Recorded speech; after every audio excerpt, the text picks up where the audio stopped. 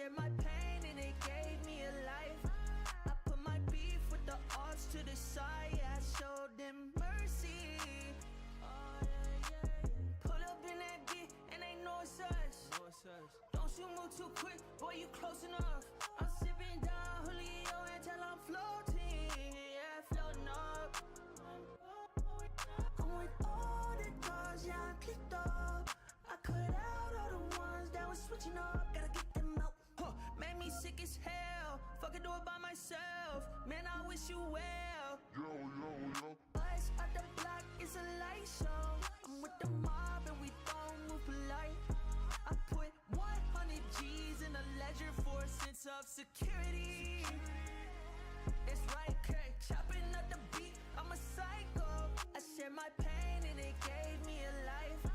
I put my beef with the odds to the side. Yeah, I showed them mercy. I got this light on my chest like I'm Iron Man. Been a beast since they let me out the lion's den. You peep the watch, it's starting to look like it's my time again. It's a few with chosen golden boy, little baby, I am him. This shit ain't always what it seems. Swear these little niggas couldn't walk in Mama Queens. Cold world, I'm just blowing smoke into the breeze. Big dog, I'm just brushing off the fleas. Us at the block is a light show. I'm with the mob and we don't move polite. I put 100 G's in a ledger and it's all for security. It's right, okay. Chopping up the beat, I'm a psycho. I share my pain and it gave me a life. I put my beef with the odds to the side. Yeah, I showed them mercy.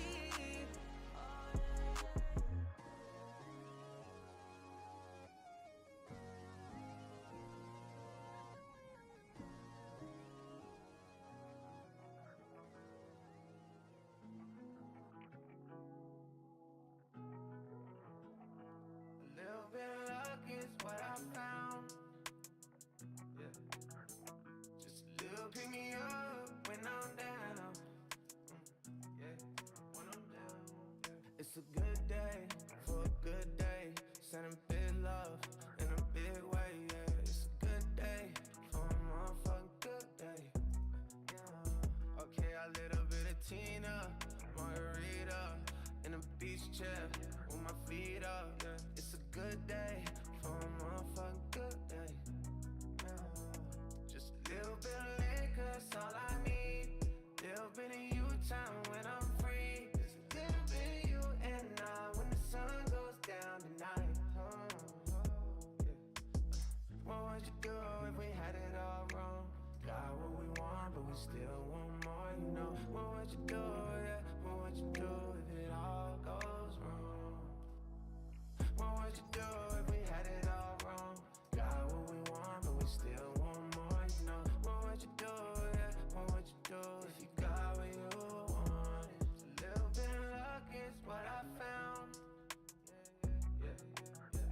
Just a little pick me up when I'm down, yeah. When I'm down, just a little bit of liquor, that's all I need. Just a little bit of you time when I'm free. Just a little bit of you and I when the sun goes down tonight. Going down tonight.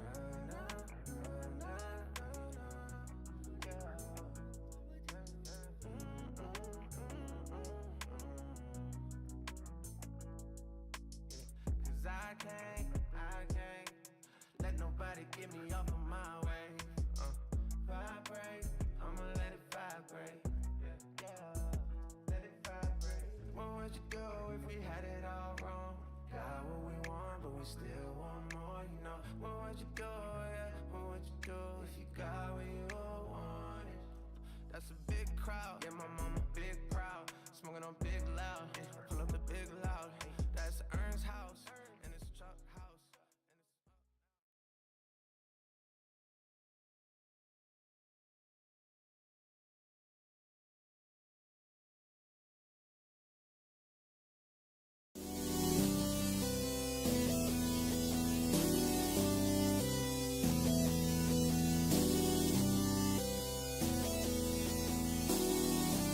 Hey, pipe up, Hood Rich. Doing something different, had to switch it up. Turned up in my section, every night we live it up. All my haters mad, but I don't give a fuck. All my haters mad, but I don't give a fuck. Doing something different, had to switch it up. Turned up in my section, every night we live it up. All my haters mad, but I don't give a fuck. All my haters mad, but I don't give a fuck. It's Hill. Taysom Hill picks up the Saints first down, still going. Wow. I don't care if you let how step. I don't care if you let how rip. I don't care if you let how step. I don't care if you let how rip. I got sauce, I got flavor. Getting all this paper. I got sauce, I got flavor. Getting all this paper. Plain Jane Paddock on my motherfucking wrist. They notice every time when I walk up in this bitch. Hustle, walk up in this bitch. Keep my Glock up in this bitch. Hustle, walk up in this bitch. Keep my Glock up in this bitch. My chopper hit. My chopper hit. Martinez my steps up. My hit. I don't care if you let how step. I don't care if you let how rip. I don't care if you let how step. I don't care if you let how rip. Doing something different, I had to switch it up. Turned up in my section, every night we live it up.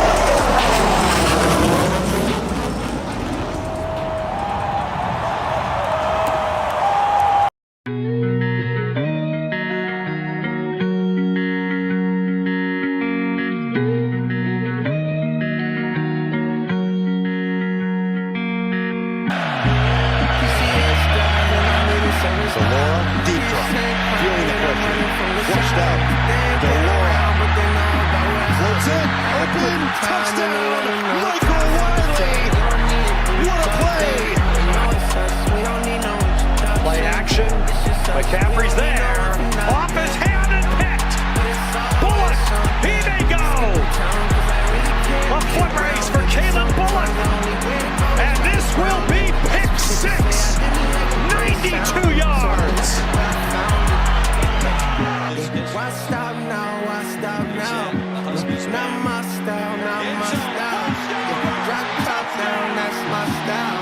Why stop now, baby? Why stop now? Across the board. PCH driving, I needed some style. Stuck by Washington State over the middle. It's Franklin.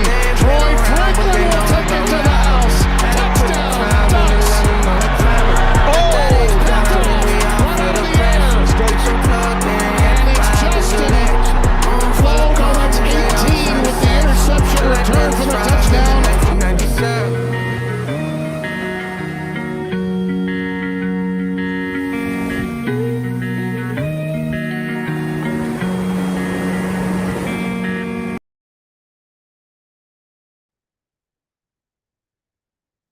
Ladies and gentlemen, welcome back to the greatest podcast on YouTube featuring ya boy, TJ Riddell, the PM motherfucking P, the Pigskin Mafia podcast.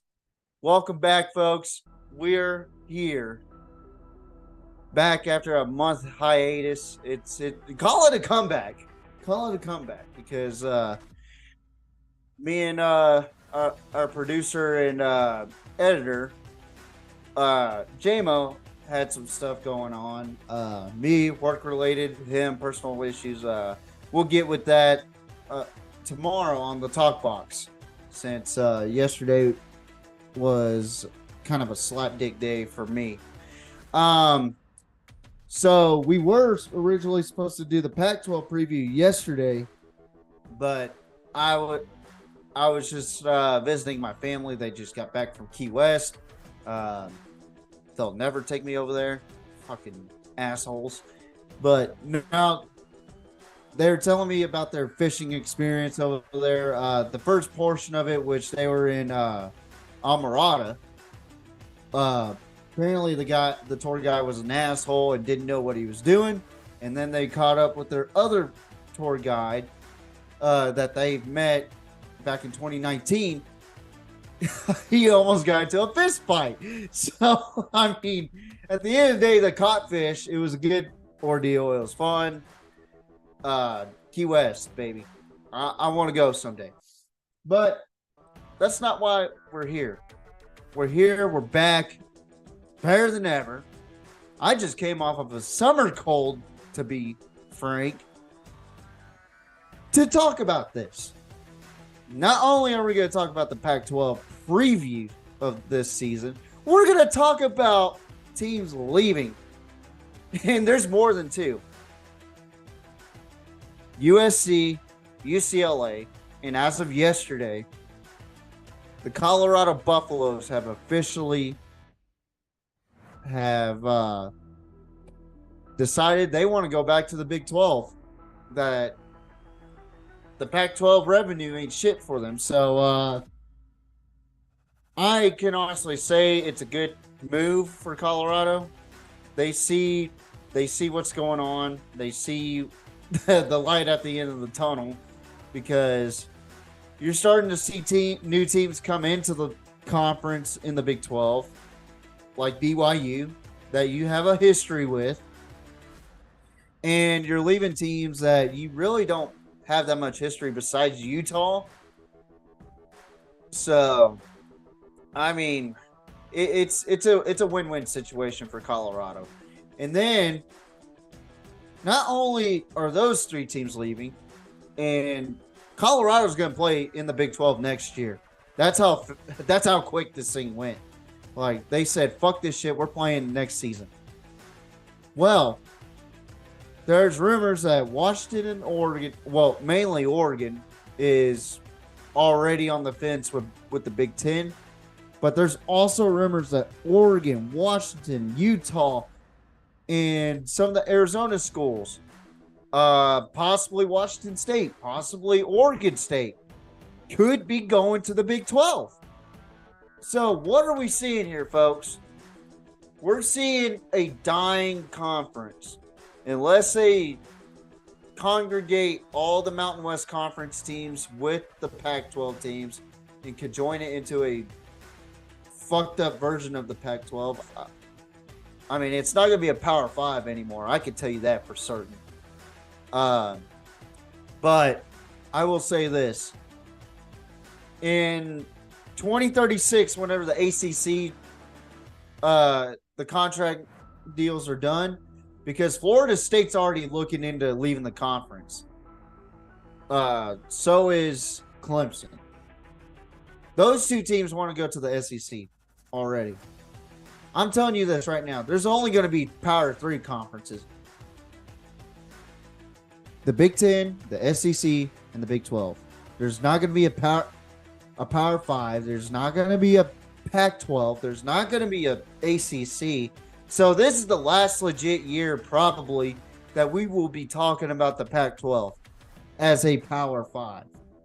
Now, will the name die? I don't know. But the history behind the Pac-12 is dead. It is officially dead after USC and UCLA decided to leave. But I will say this. The early years of my life, the Pac-12 was fun. Had a lot of great teams like the USC Trojans, who had a 44-game win streak. The Oregon Ducks under Chip Kelly. California, when they had Aaron Rodgers and Marshawn Lynch and Deshaun Jackson. I mean, the list goes on with these teams. Stanford with Andrew Luck. Oregon State. You know, I mean, there's just a lot of history behind the Pac-12. Pat Tillman with the Arizona State Sun Devils. I mean, and there's a lot of games that you could go on YouTube, or a lot of highlights on YouTube, that are like Hail Mary throws or just incredible plays, you know. So, but we're here to talk about the Pac-12 preview, and we're here to discuss what's going to happen with the Pac-12, and I pretty much did the second portion already. So we're going to go ahead and jump into the preview. So we're going to do what we do, talk about the teams first, or talk about the teams in alphabetical order with the coach, and talk about the recruit and transfer portal rankings, and then I'll give my take on their schedule, and then I'll give my take or my prediction So, J-Mo, let's get it. The first team we're going to talk about is a team that historically isn't really that decent. Let's be honest. I mean, they've had some good teams like here and there, but they're really not that great. And that would be the Arizona Wildcats. So, man, I respect Arizona, but man, they just, Jesus Christ, they are not that good. But let's go ahead and talk about their schedule before we go take a deep dive at this team. They're gonna play a home game against Northern Arizona, which is a FCS school, for those that don't know. And then they're going to travel to Starkville to take on Mississippi State. Then they'll play at home against UTEP. Could be a potential conference rival at some point. And then on the 23rd of September, they'll travel to Stanford to take on the Cardinal. What are they, a tree or a cardinal? I don't understand why. But we'll get into that here in a little bit. And then they'll take on Washington, who I think is going to be either the conference champion or the playoff contender of the Pac-12. And then they'll travel to the Coliseum to take on the Trojans of USC, which that's not a cakewalk. Then they'll travel to Pullman to take on the Cougs of Washington State. Then they'll play at home against Oregon State, play at home against UCLA, travel to Boulder to take on the exiting Buffaloes of Colorado, Deion Sanders. Hopefully he's healed up from his surgery, which that's probably going to be a big blow to the team if he cannot coach. That's from what I heard of that surgery that he has right now. It is a serious one. But they'll travel to Boulder to take on a very underrated Colorado team that everybody's hyping up or downplaying, which I don't think you should downplay Colorado in any instance because they could be good at any point. But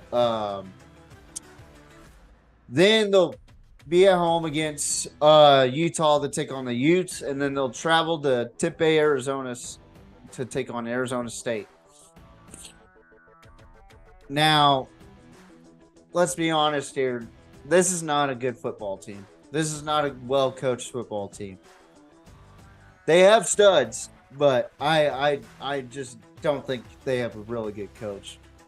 Let's take a look at their 2022 record and their head coach, Jeff Fish. Now, this guy has a record of 6-18 in his third season. In his third season, he is 6-18. How in the hell do you manage that? You know, I just don't understand it.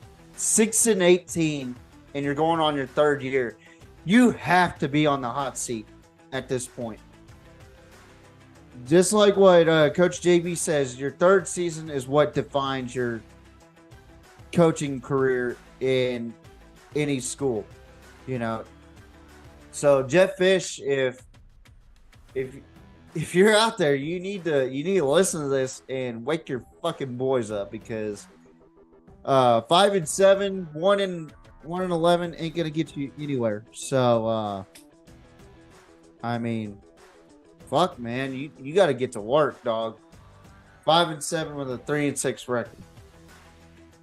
So now that's the 2022 season, and I'm going to talk about their recruiting rank and their transfer portal rank.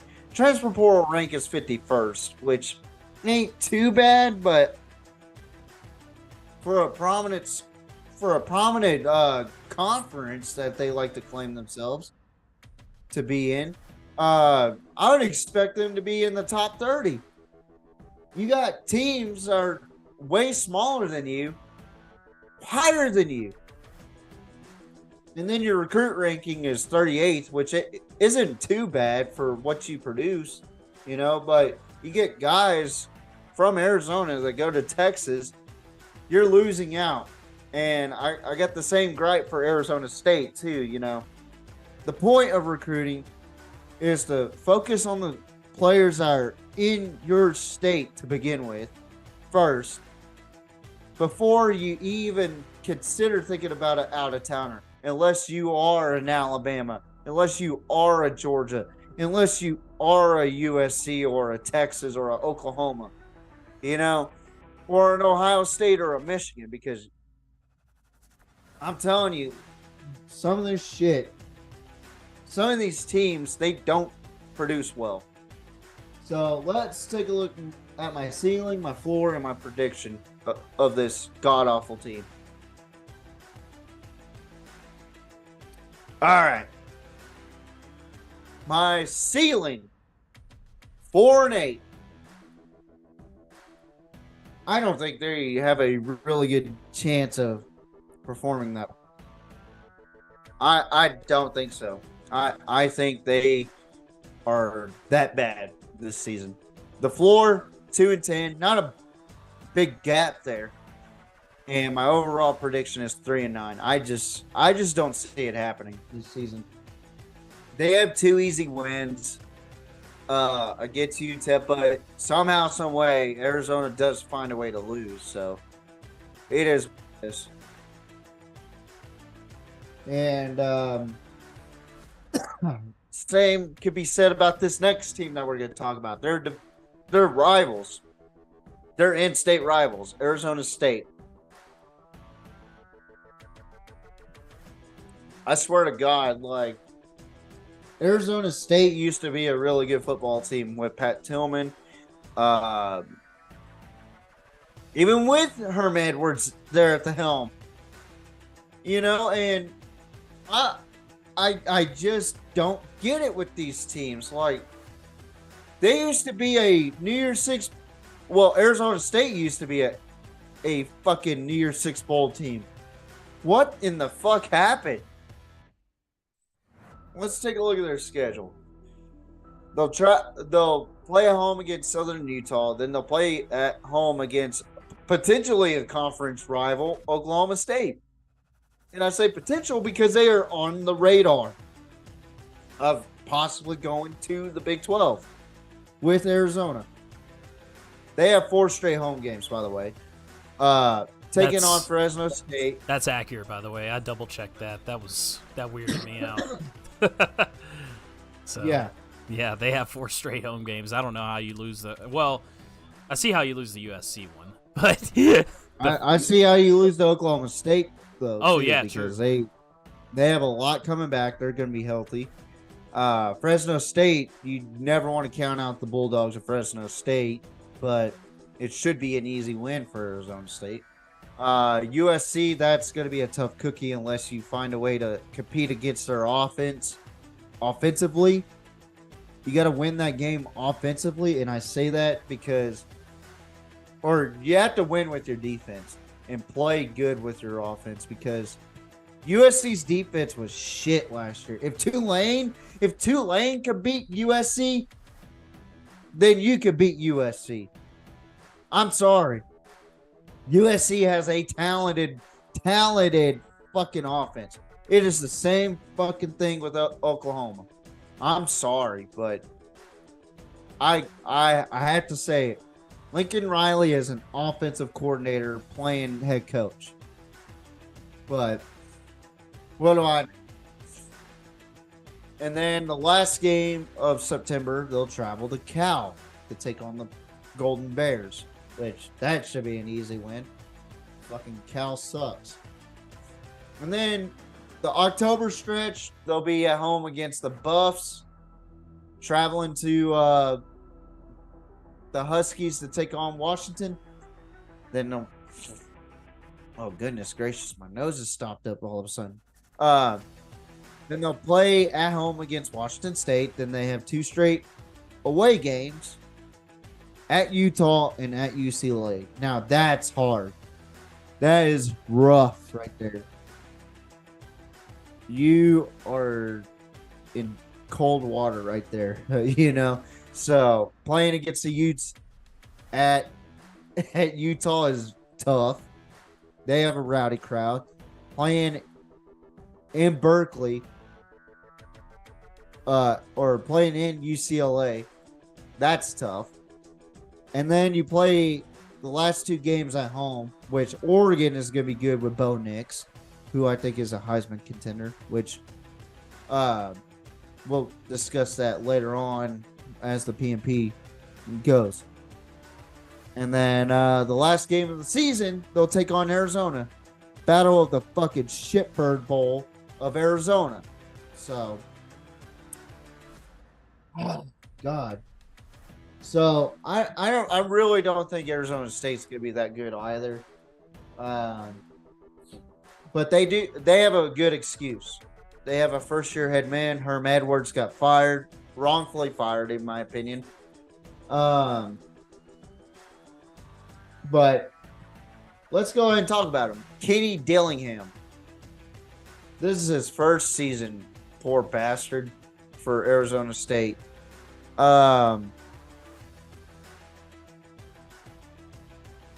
So, yeah, last season they just were god awful, just worse than fucking Arizona somehow.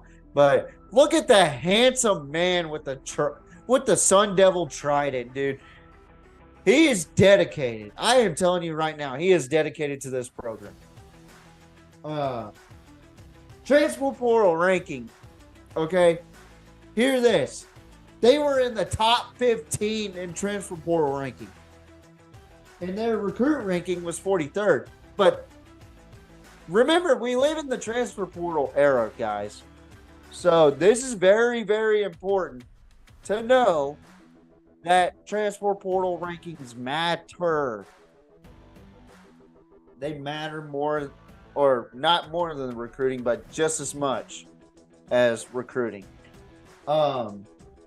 But I think Arizona State's going to be a little bit better, but this is going to be a bumpy first year for Kenny Dillingham and the Sun Devils. But let's talk about my ceiling, floor, and prediction.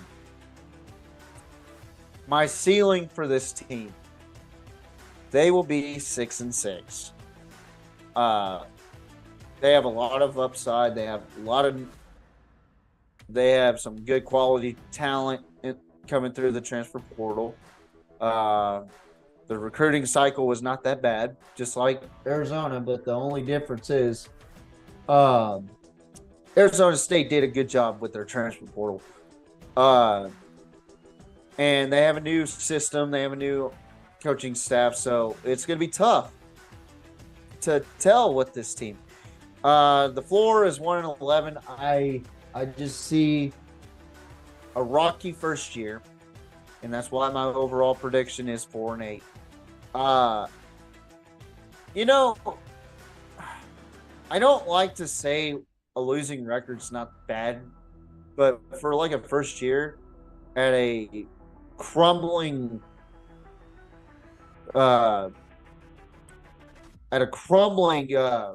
fucking program like Arizona State, I think 4-8 is pretty good. And with the transfer portal ranking and recruit ranking that they have, that's a good start for Kenny Dillingham.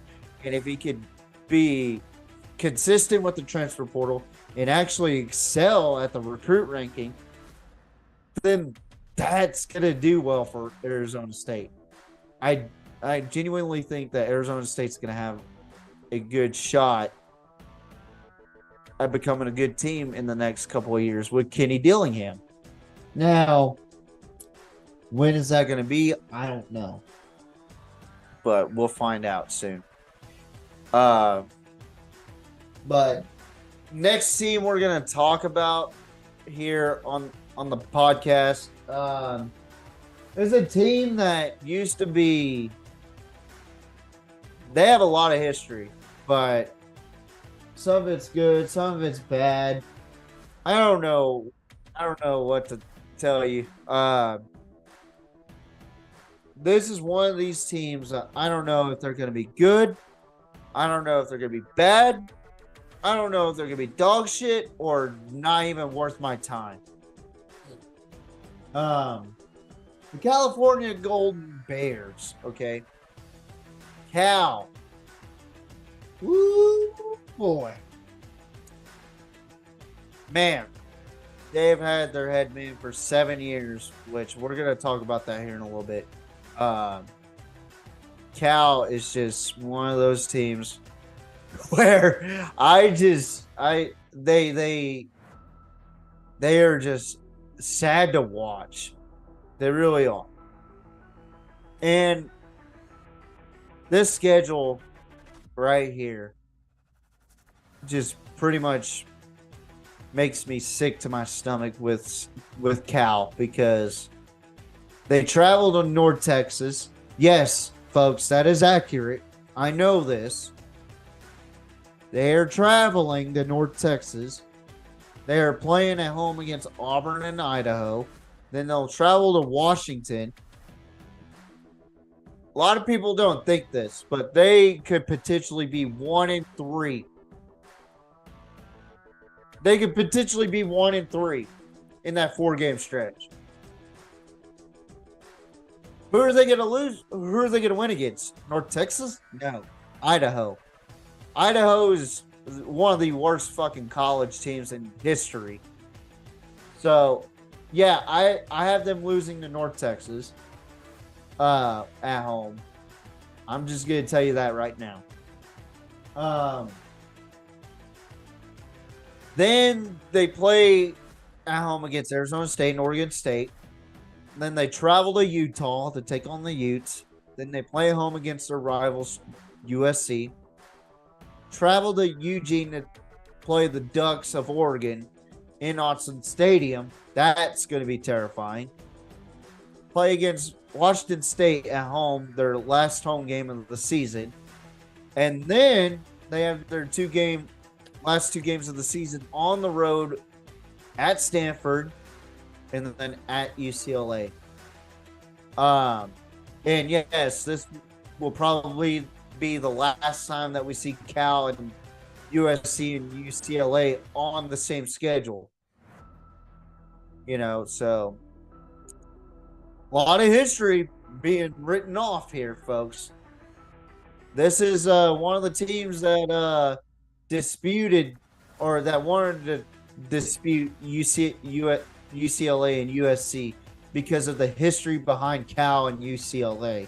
And technically, UCLA is a sisterhood or a sister university of Cal. But money talks. Wins talk. UCLA has had more wins in their history than Cal. Or in recent history, anyway. I don't know about all-time history. But let's go ahead and take a look at Justin Wilcox in the 2024 record last season. Now, Justin Wilcox. He's been there for 7 seasons. Has been mediocre. 30-36 in his collegiate career here in Cal. Is this a make it or break it season? Depends on how this season goes down, because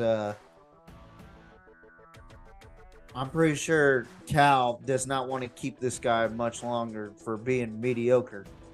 But right now he's kind of at that 40 to 50% probability of being on the or not being on the hot seat, but that his job is still secure, like his job security. Like if you go on NCAA and you're a head coach and you're doing a terrible job, look at the job security. It'll show a certain percentage and a bar, a green bar, a yellow bar, an orange bar, and a red bar. And it'll show the percentage right beside it. And right now I'm looking at a 40 to 50% chance of still having a job this season. Their 2022 season was 4-8 and 2-7. Now my ceiling floor, or actually, I'm sorry, the recruit ranking and the transfer portal rankings, good. They're in the top 20, 17th in the nation in travel or transfer portal. The recruit ranking is 78th. That's where they lack because they have USC and UCLA, and then also you have Oregon, you have Oklahoma, you have Texas, you have all these blue bloods cherry picking all over California. And it's sad to watch a school like Cal just be cherry picked like that. But let's talk about the ceiling, floor, and prediction for Cal. And I'm telling you right now, I have the same feeling about Cal as I do about Arizona and Arizona State. All right. My ceiling, 6-6. My floor, 1-11. And my overall prediction, 4-8. I just don't see how Cal can compete with the level of competition that is in the Pac-12 right now. The last good year of the Pac-12 before everybody dissipates and goes to a different conference. So, yeah. Now, we're getting into some interesting teams. A team that pretty much took everybody by the storm this offseason. The Colorado Buffaloes.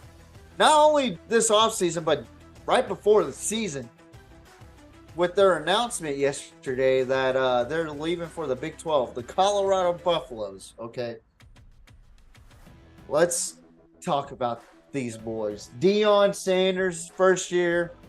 I'm excited. They had a 1-11 season last season.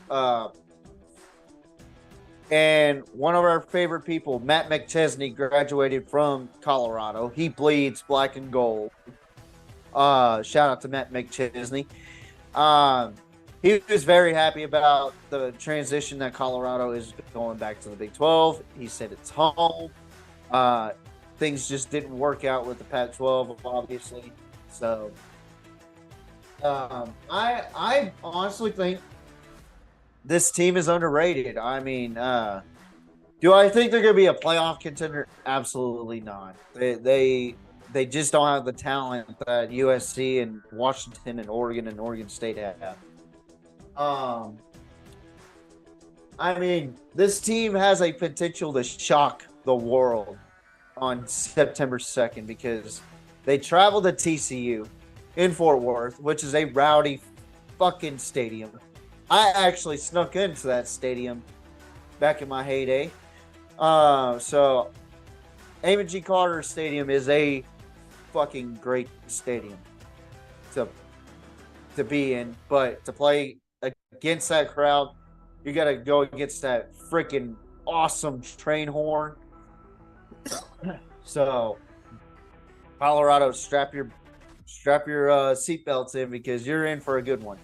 And then you play against your old Big 12 rivals. Now they're in the Big 10 ever since the departure. Nebraska. Now this game to me is going to be an interesting one. First year head coaches, Matt Rule and Deion Sanders playing against each other. Just a revitalization of both programs, So I think it's going to be interesting to see how the Cornhuskers and the Buffaloes are going to do in that game. So 2 interesting games. And then they got the Colorado State Rams from the Mountain West Conference. We already know about them. I already gave my take on them, whatever. Then they got to travel to Oregon. This is going to be a tough game for Deion Sanders. And I say that in the most respectful way. I don't know if Colorado's defense is going to do that well against Oregon's offense. Let's just say that. And Deion Sanders is a DB by heart. He was a tremendous DB. I argue that he's a top 5 NFL player of all time. But when you got a team that just got shuffled, like you pretty much wiped out the roster in not even a full calendar year. In not a full calendar year. You know, that's fucking crazy to me. But you're playing against a team that could potentially play in the Pac-12 championship or be a playoff contender. So watch out for Oregon too, folks. And then you got to play against USC. Caleb Williams, Heisman Trophy winner last season. You also got to deal with him and Lincoln Riley. Lincoln Riley and quarterbacks, they clicked. You know? Hang on, what's that? When your throat gets dry during a podcast, drink. I'm drinking sweet tea, YouTube. I'm not drinking alcoholic beverages. I am drinking sweet tea. Then they travel to Arizona State, play at home against Stanford, travel to UCLA. So that's gonna be a tough 5-game stretch right there. At Oregon, playing against USC at home, travel to Arizona State, play at home against Stanford, and then travel to UCLA. That's going to be interesting. But then they have 2 straight home games against Oregon State and Arizona. Then they travel to Washington State and then finish off with Utah. They're rivals. That's their rivals. I genuinely think this is going to be an interesting year for the Colorado. I think it's going to be the start of an upbringing for Colorado. I mean, look what he did at Jackson State. He turned that shit program into a fucking dominant force. 27-5 in the HBCU school of Jackson State. I mean, if he could turn that program around and have them boys dedicated and have the number 1 player of that signing class commit to Jackson State over Florida State, are you kidding me? Then I think Colorado is in good hands. It's all about patience at this point. They've had plenty of patience. But I think Deion Sanders is the right fit for Colorado because look what he did. Look what he did this offseason. He said, I'm bringing my Louis with me. And if you're not down with that, leave. And sure enough, I think there was 80-something on the roster last season that were scholarship. Guess how many people were on the roster by the time we reached now? I want to say it's less than 10 that had scholarships last season because the rest of them transferred. Because Deion Sanders was making moves. Because he doesn't like mediocrity like 1-11, 6-6. He wants to be that team that people fucking hate. And I respect the fuck out of it. He wants that team to have swagger. But you get all these haters that are wanting Deion Sanders to fail. And then he has his foot surgery or whatever surgery it is. I don't remember, but it's a pretty important one because he has had an amputee toe now. So that's going to be a factor. But you can't forget about the kid that his kids, Shiloh and Shador. I mean, they're talented kids, you know. And Shador, this will be his first actual exposure to Power 5 D1. I mean, I genuinely think that Shador is going to do well in his first season at Colorado. And Shiloh, he's going to perform very well. Travis Hunter, number 1 receiver in his signing class. He's going to do well. And by God, they're on top of the world as far as transfer portal ranking. They're number one. They're number one. Ever since Deion Sanders showed up, the whole culture of Colorado just shifted into a fucking positive note. So, yes, I have a lot of faith in Colorado. Their recruit ranking, 29th. Fuck, that's higher than fucking Arizona and Arizona State and Cal. You know? That's higher than Oregon State. Higher than UCLA. You know? How come none of these coaches are in the conference that teams are not leaving just yet or will not leave that conference? How come those coaches aren't as dedicated as Deion? Like, you can hate on him all you want about his swagger and I'm going to do this, I'm going to do that on live television. Y'all need to grow a fucking pair. That's all I got to say about that. Now, let's talk about the ceiling, floor, and prediction here. My ceiling, first year, everybody's not going to be that comfortable in this new scheme here at Colorado. I'm giving them 8-4. I'm giving them a ceiling of 8-4. A seven wins higher than last season is a hell of a stretch, but it is a good stretch for Colorado. My floor, 3-9. Again, first year, people aren't going to be that comfortable. It's gonna be a weird transition this year because not only do you have to worry about the right scheme and the right players in that scheme, you got to worry about next year because you're going to a different conference. Well, actually, you're going back to that conference, but it's got different opponents. TCU, West Virginia, Cincinnati, BYU, which you've had history with,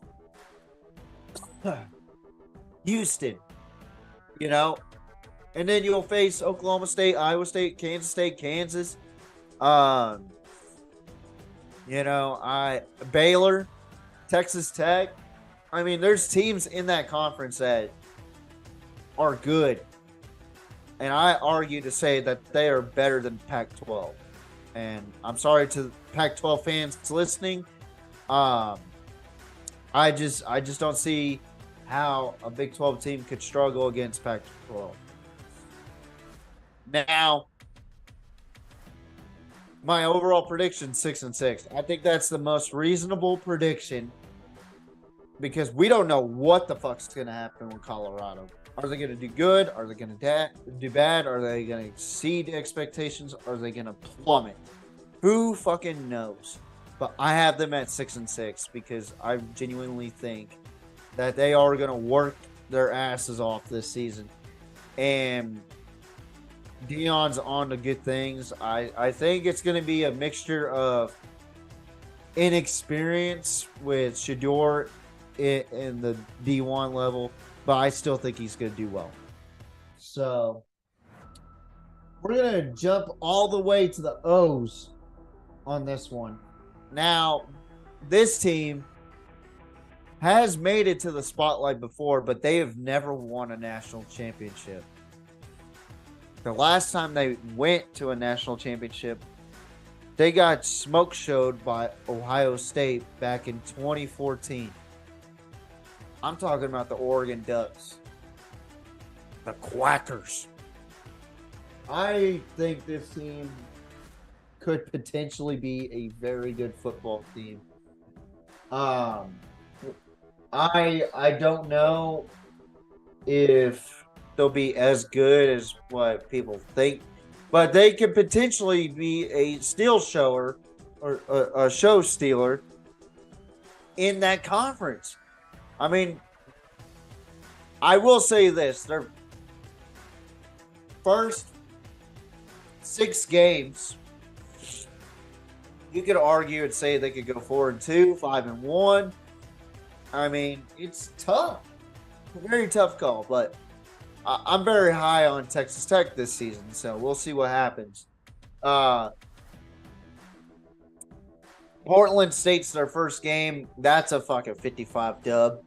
Then they have a big game against the Red Raiders, who potentially, don't quote me on this, potentially Texas Tech and Oregon will play each other in the same conference. But this is a home and home series right now. They'll be in Lubbock, a rowdy fucking stadium. I have been there. Then they'll play at home against Hawaii, then Colorado. Then they'll play at Stanford, and then a big game at Washington. That's one of the first big games in the Pac-12 for Oregon. Then they play against Washington State, which I do think that I have them a little bit better than last season, or maybe just right there as last season. I don't know. But then they got to travel to Utah to take on the Utes. That's the second tough game. Then they got to play at home against Cal. Then they got to play at home against USC. Third tough game in the Pac-12. And then they'll travel to Arizona State. And then they'll play against Oregon State at home. That's the fourth big Pac-12 game that they have to be sure that they got to win that conference. And they don't go by divisions in this conference. Just letting you know, guys. They go by records and conference records. I found this out last season because I was very confused. I was like, well, what division is Utah and USC in? You know, and I'm looking and I see the standings. All 12 teams are in a row. I'm like, what the fuck is this? There's no division? And then I saw that it's by conference record. So Oregon is going to have a wonky season. And I say wonky as in, are they going to be good? Are they going to be bad? But I think Bo Nix is a Heisman contender. So let's talk about their recruit ranking. Number 9 in the country. They have some of the best recruiting because what attracts kids these days? Their uniforms. I'm going to keep it real with you. I'm going to keep it real. These kids like to wear flashy gear. They like to wear flashy jerseys. As a matter of fact, when I was in high school my senior year, we wore the charcoal grays with the blue helmet and the black face mask. To be honest, I didn't like it because it didn't match. I honestly thought that we were trying to look like Texas Tech Junior or I don't know. I personally thought that we were trying to look like our rivals, but Oregon is the most attractive name in uniform for uniforms in college football. Not only for that, but that's the headquarters for Nike. They're the brand name for Nike. It's not Texas, it's not Alabama, it is Oregon. Because that is where the Nike shoes originated from, in Eugene, Oregon.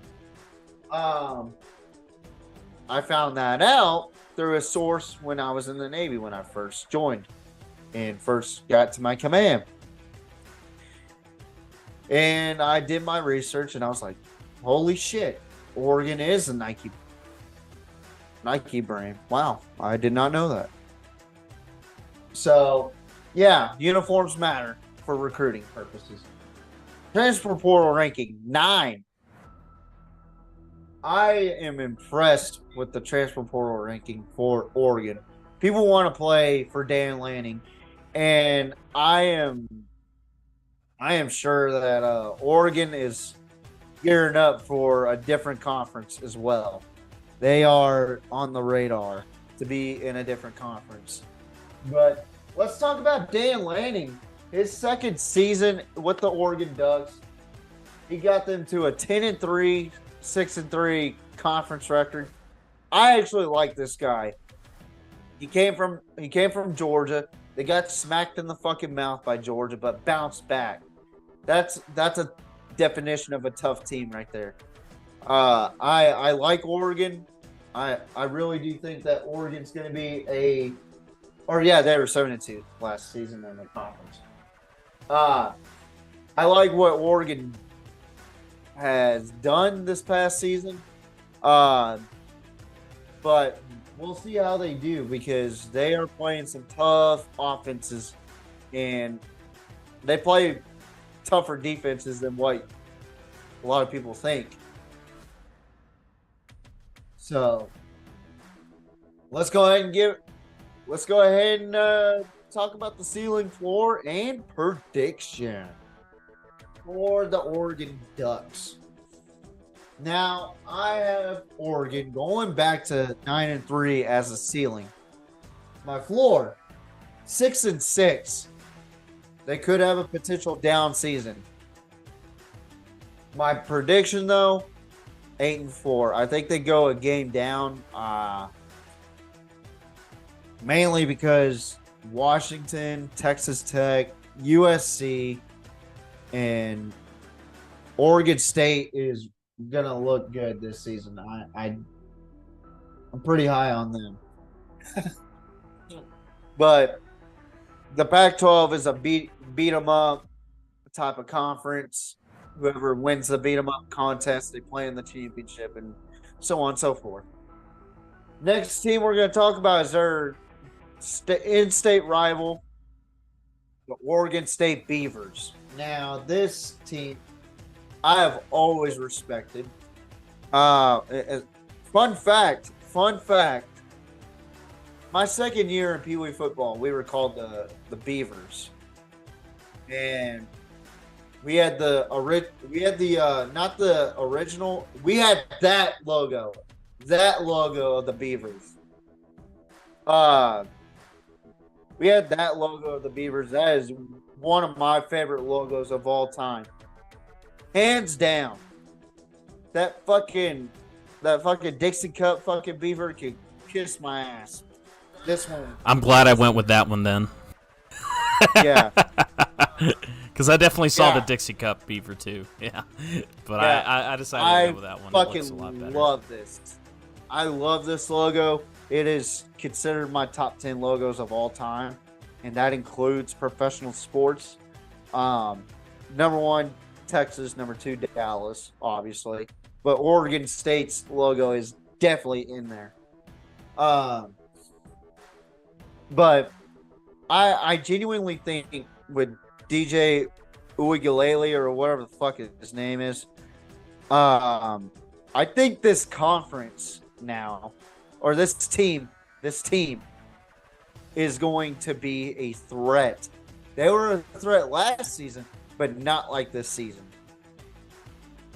Keep your eyes peeled. We could potentially see a TCU out of this team. Mark my words. This team, I'm telling you, my prediction right now is 8-4, which we'll go over that here in a minute. I guarantee you, I'm going to be wrong on my prediction, and it's going to be higher. I think they're going to have a higher win total. They don't have USC. They don't have UCLA. They just have Oregon. And they play at home against Utah, which is a big factor. Because you play at Oregon State, the probability of winning is difficult. And I'm sorry, but they're good grief. Their non-conference schedule is lackadaisical. San Jose State, UC Davis, San Diego State. Now, they could potentially have trouble in Pullman against Washington State. I think that game, September 29th, is going to be a barn burner. Cam Rising, DJ Uigalele. That's going to be a good game. And from what I heard from I think it was Athlon Sports, Oregon State got a hold of DJ Uigalele, and he said this offense is much better and much suited for me than it was at Clemson. And I'm sorry, when he was at Clemson, he looked uncomfortable. I said that before. I mean,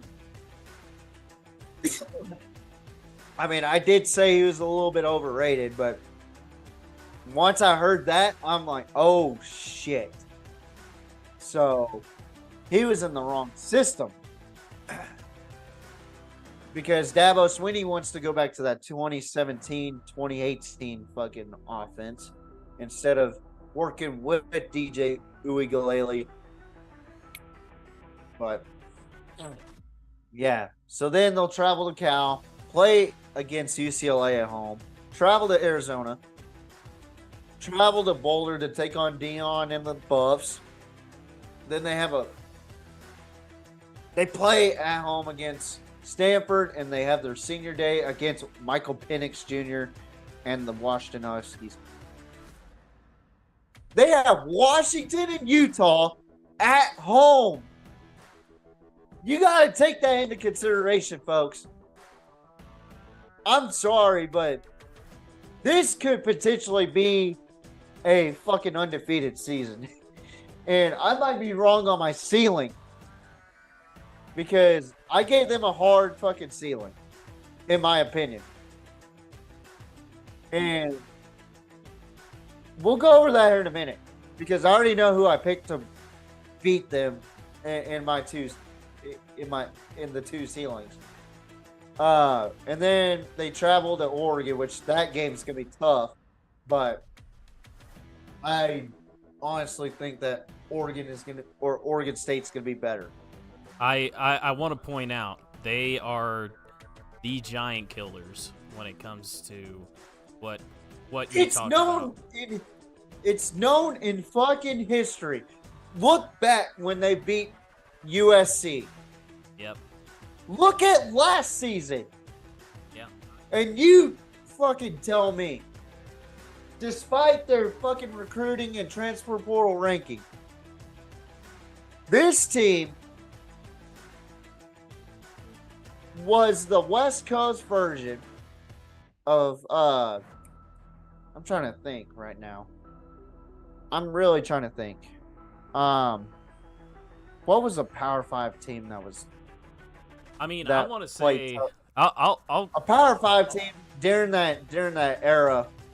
I'll say Texas Tech back when I was growing up, around like 2011, yes, 2012. You know what? That's a good point. Yeah, you know what?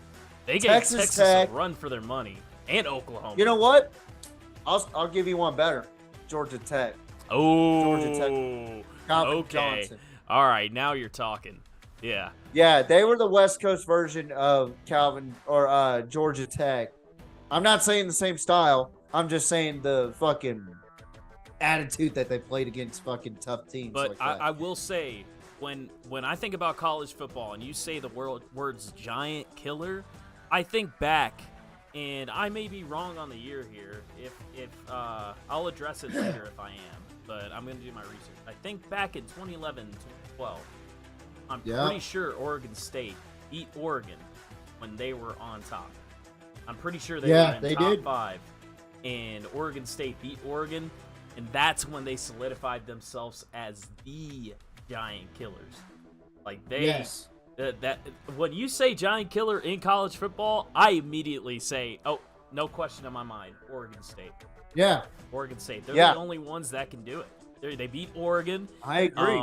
They beat Washington a couple of times. They gave Utah. If I'm not mistaken, they gave Utah a run for their money last season in the conference. They did. So they did. Excuse me. they had a better shot at beating Utah than USC, and USC played Utah twice. Yeah. Twice. So, folks, strap your seatbelts in for Oregon State, because I am telling you right now, I'm wrong on my fucking prediction, and I'm wrong on my floor, wrong on my ceiling,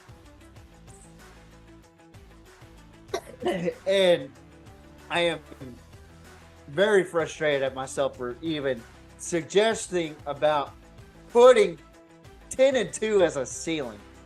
You know what, JML? I done fucking said it all. You know what I think? I think here's my prediction. I was gonna tell you this earlier, but we just wanted to get it going, because we've been putting it off for so long. I think Oregon State and Utah are gonna be in the Pac-12 championship, and I think God damn, okay, has a chance to take it. I think Utah's going to be a good team, but that's my prediction right now for Pac-12. I think for the last leg, Oregon State finally gets what they deserve. They get a shot at the Pac-12 championship. I think that's how it is. I think that's how it is. I think they beat Oregon. I think they beat Cal. I think they beat UCLA. They shit on Arizona and Arizona State and Stanford. Stanford doesn't even stand a chance. But yeah, Colorado on the up and up. I think Colorado will give them a little bit. But I think they're going to beat Colorado as well. I think you're right. I think they're going to go 12-0. I think it's definitely possible. They have the easiest road in compared to some of these teams, and I'm just really happy to see Oregon State the way that they are. And Oregon State is one of my favorite teams in college football, because if there is a giant in college football, they always find a way to give them a run for their money, if not take them. Hey, maybe that's why Georgia decided to go with Oregon instead of Oregon State. True, man, true. Hey, you know what? You're right. Because they know fucking Oregon chokes. They know that Oregon chokes in the biggest games. True.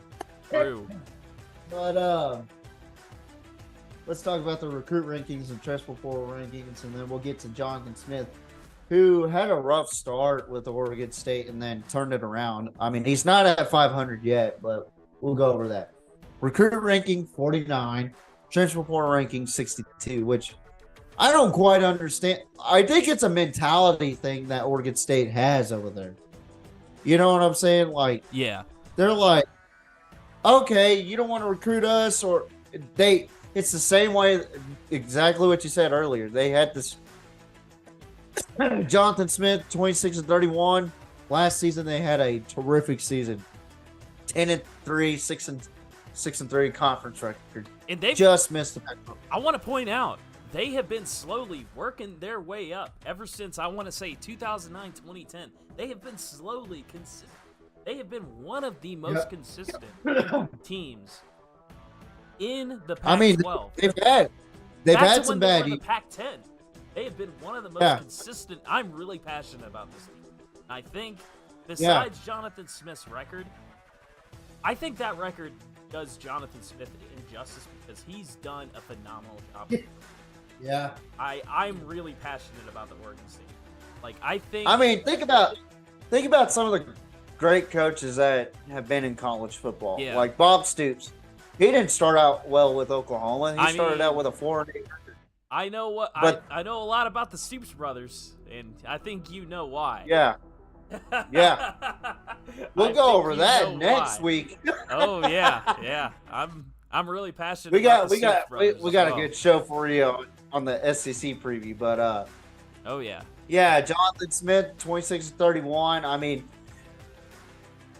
I mean, the guy is a very fun guy from what I've heard, and he's very, very understanding of his players, and that's why DJ Uigalele, or whatever the fuck his name is,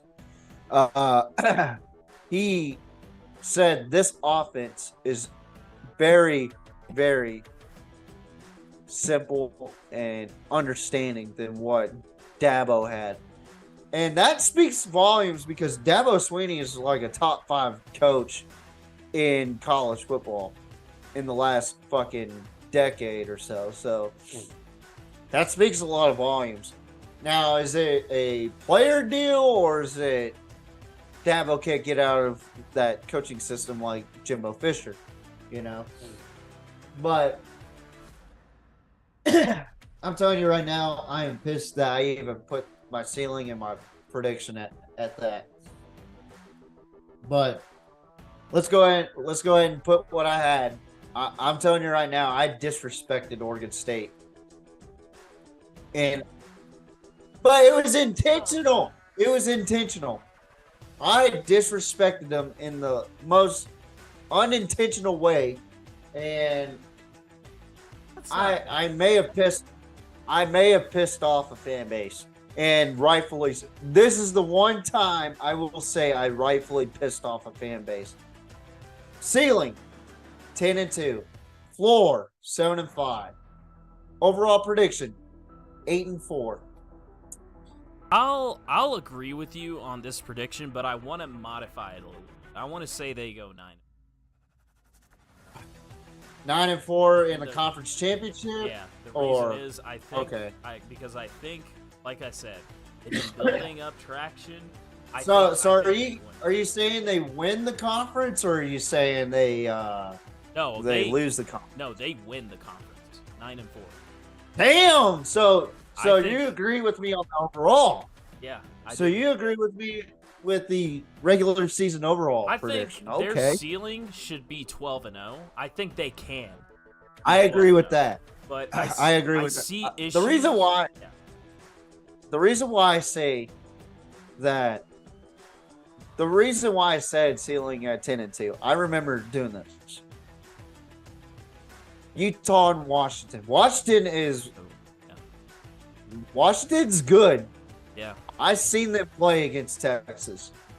Yeah. And they're bringing back Michael Penix Jr., who I think is a Heisman contender. I think he's a better Heisman contender than Bo Nix. Yeah. I think. Yeah. And I saw that kid play in Indiana. And I'm very high on him. I'm very high on him. I think he's a top 5 NFL draft pick. Yeah. In my opinion. I think he's a better quarterback than Caleb Williams. Oh, yeah. 1,000%. Very articulate, and that's just, I'm not saying it because I don't like Caleb Williams. I just think that what happens in the NFL, and I'm going off of translating through the league. Look what Baker Mayfield's doing. Look what Kyler Murray's doing. What the fuck are they doing? You know? Yeah. Kyler Murray hasn't done shit. Baker Mayfield is journeyman, you know? And I want to defend Baker, but goddamn, you can't. Not after with the stint with the who is he with after the Browns? Honestly. Oh, with the Panthers. That's how bad it was. You forgot. So here's the thing, though. Here's where I see them going 12-0, and I'm just gonna say this plainly: they needed a quarterback. They have one. Yes. They have filled that role. That was the missing piece that they need. I still think they're gonna be giant killers, but I think this season they see opportunity and they go for it because you're not going to get another opportunity to prove yourself like this when the Pac-12 is at its best. You have teams like Oregon, Washington, Utah, and just those 3 alone, those are giants when it comes to college football. Especially Oregon being their in-state rival. Every game that I have seen between Oregon State has been it's one of the best games. Yeah. You never know I don't care how good Oregon is, you never know who's going to come out on top because Oregon State has been known to be what I've said before and what I will continue to say, giant killers. They will take teams like Alabama and Ohio State and cut their throats. They Yeah, will, they don't give a shit. they don't. Let me they don't even tell have you to be something. ranked. They're like top 25. Bullshit. We'll kill them Yeah. anyway. They remind they remind me of a school down here that really doesn't give a shit what you're ranked. They don't give a shit what you're, and I'm talking high school football. For those that know South Texas football, I do the Gridiron 64 podcast, which we will be coming on Facebook August 7th. Make sure you know that, folks. For those that want to pay attention to South Texas football. There is a specific team that is always tough, that always seems to be a giant killer, you know? And that team down here is the Edna Cowboys. Home of Stone Cold Steve Austin, by the way. Shout out to the Texas Rattlesnake, Austin 316. Edna's a fucking team just like Oregon State, man. Like I mean they don't perceive themselves as a big guy, but they are like David. They will fucking kill Goliath. That's exactly what it is. It's a David and Goliath story every time they play. But I think, like I said, there's not going to be an opportunity. And if I'm Jonathan Smith right now, all I'm seeing is opportunity. I know we got to move on, but I think DJ and takes them all the way. And also all the fucking naysayers that don't talk about Oregon State, like, I'm calling you out right now. ESPN. Yeah. You don't know your shit because you keep talking about fucking Caleb Williams this, Caleb Williams that, painting his fucking fingernails. I'm sorry. It sounds like I'm hating on the kid. I'm not. It's just the simple fact that there are better quarterbacks than Caleb Williams. He won the Heisman because he had a really good coaching staff and great receivers, you know. And I'm not saying he's bad and got lucky. I think he's one of the best quarterbacks in the country. I just think that there's better quarterbacks in the league, like that could translate into the league. DJU, if he gets his shit right. Well, I think that kid could potentially be good. I think last year, Oregon State was a team of, offensively, just speaking offensively, a team of receivers and a running back with a subpar quarterback. Yeah. They didn't have anything at quarterback. Now they got DJ. They were very well balanced. They were really well balanced. That's the missing piece. DJ is the missing piece that they needed to be. And I mean, 10-3 is not bad. It's actually really good. Yeah. Without a quarterback. Yeah. And JB likes, like Coach JB, shout out to Coach JB, by the way. He likes to harp on quarterbacks are the most vital part of the game. I'll agree More with that. valuable. Which we're going to talk about that on the Talk Box tomorrow. Me, you, and K-Dub. Shout out to K-Dub if he's watching. If he gets to come on tomorrow. We'll sit here and talk about the running back salary cap too, because that's a big issue. We'll talk about that. But same way with college football. It is the most valuable and most what was I going to say? The most important piece to that offense and the most important piece to that team. With DJ Uigalele there, woo! And he said that offense fits him. Now you got a team. That's the thing. Now you have a scary fucking... You have a scary fucking midget that will take down a fucking giant. Oh, yeah. Oh, yeah. And that reminds me of TCU. Yeah. Last season. Remember, nobody thought about TCU. And then Sonny Dykes comes in. Oh, he's a great coach, but TCU doesn't have the talent that Oklahoma or Texas or anybody has, you know? And what did I say? Watch out for TCU. Sure enough, they went to the fucking Big 12 championship. They lost, but they earned the right to be in the playoff. And Michigan fans being, well, they're going to beat TCU's ass, you know? And what happened in the first half? 21-6, TCU on top. And then TCU controlled the fucking game after that. Controlled the game. Played with Michigan's ass. So, Oregon State might be the next TCU next season. I don't know if they'll win it all or be in the playoff, but watch out for these guys.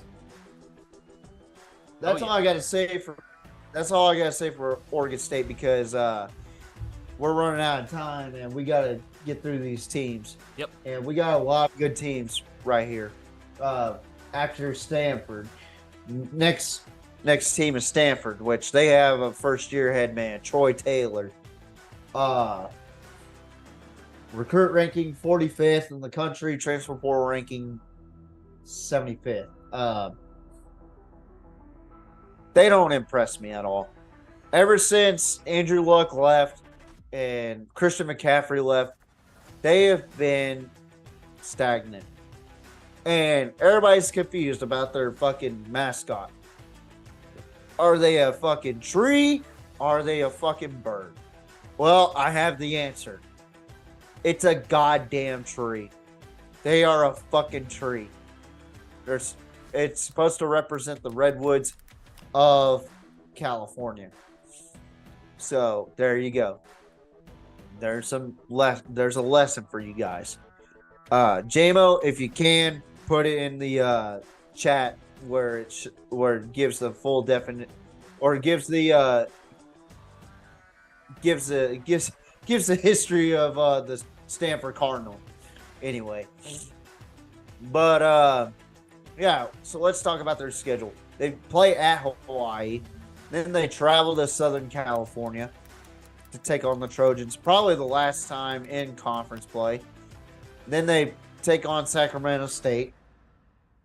They play at home again, taking on Arizona and Oregon. That's going to be helpful. Travel to Boulder to take on Colorado. Then they play at home against UCLA and Washington. Then they travel to Pullman, travel to Oregon State, play at home against Cal, and play at home against Notre Dame their last game. They are fucked. Oh, thank you, by the way, JMO, for putting that out there.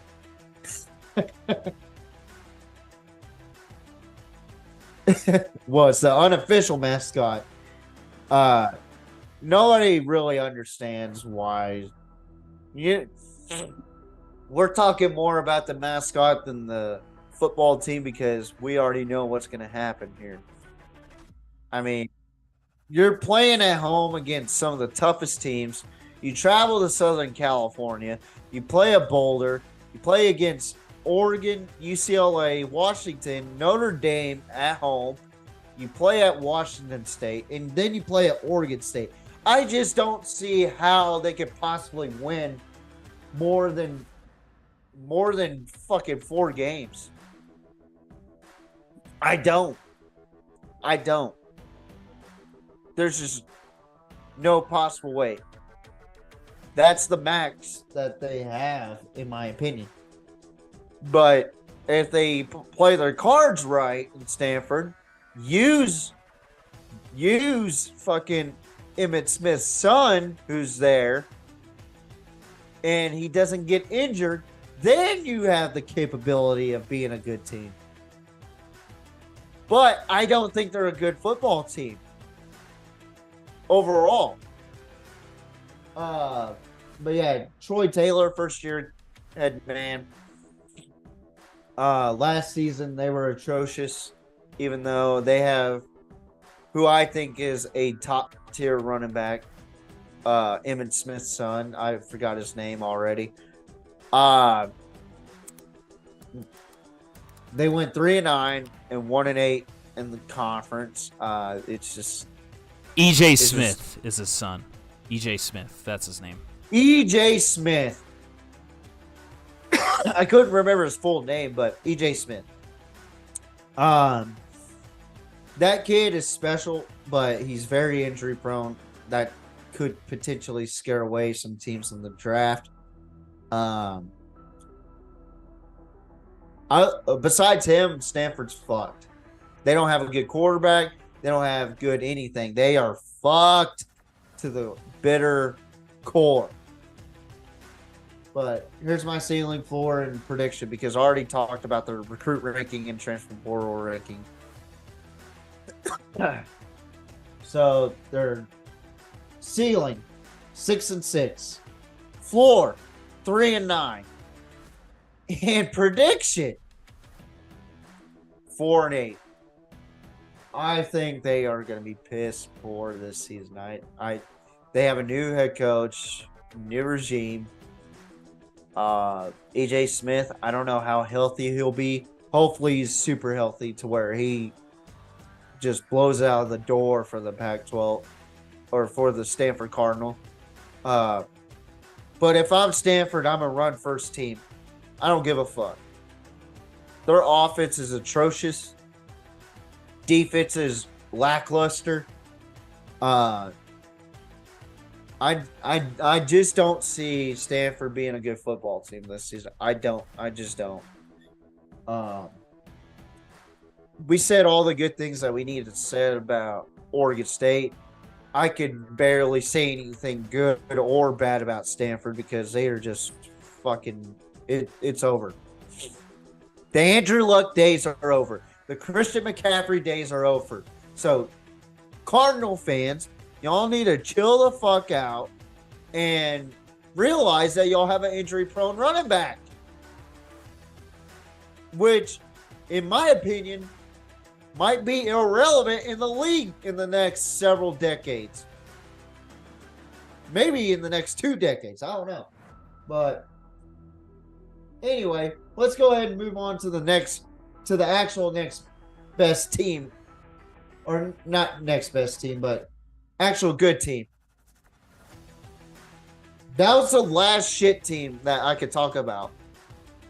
Because all the next teams are either decent or potentially a playoff contender. Because after UCLA, I'm just going to warn y'all right now, my ceilings for the next 3 following teams after UCLA, I'm not going to say the teams after I just said following. The next 3 teams following UCLA, I have their ceiling at 12-0. And I think everybody knows who I'm talking about. But anyway, let's go ahead and talk about UCLA. They lost Dorian Thompson Robinson, who I think was a phenomenal quarterback for UCLA past couple of seasons with Chip Kelly at the helm. They play their first game against Coastal Carolina with Grayson McCall still there. This is going to be an intriguing matchup for me. I think UCLA has the capability of being a good team, but I don't know about the next quarterback. I don't know how it's working over there. I haven't heard anything. Who's starting? Who's not? But then they travel to San Diego State. They will play at Qualcomm Stadium to take on the Aztecs. Then they have a lighter opponent, North Carolina Central. Then they travel to Utah to take on the Utes. Play at home against Washington State. Travel to Oregon State and Stanford. Okay. The Stanford game, I'm really not that worried about, but the Oregon State game, I am very worried about for UCLA. Then they play at home against Colorado. They travel against Arizona, play at home against Arizona State, travel to USC, finish off their rivalry game against California at home in Los Angeles. this could go either good or bad or ugly. There is no in between. Either it's the three-way dance: the good, the bad, or the ugly. You know, so and what I mean is wins over 8 is good.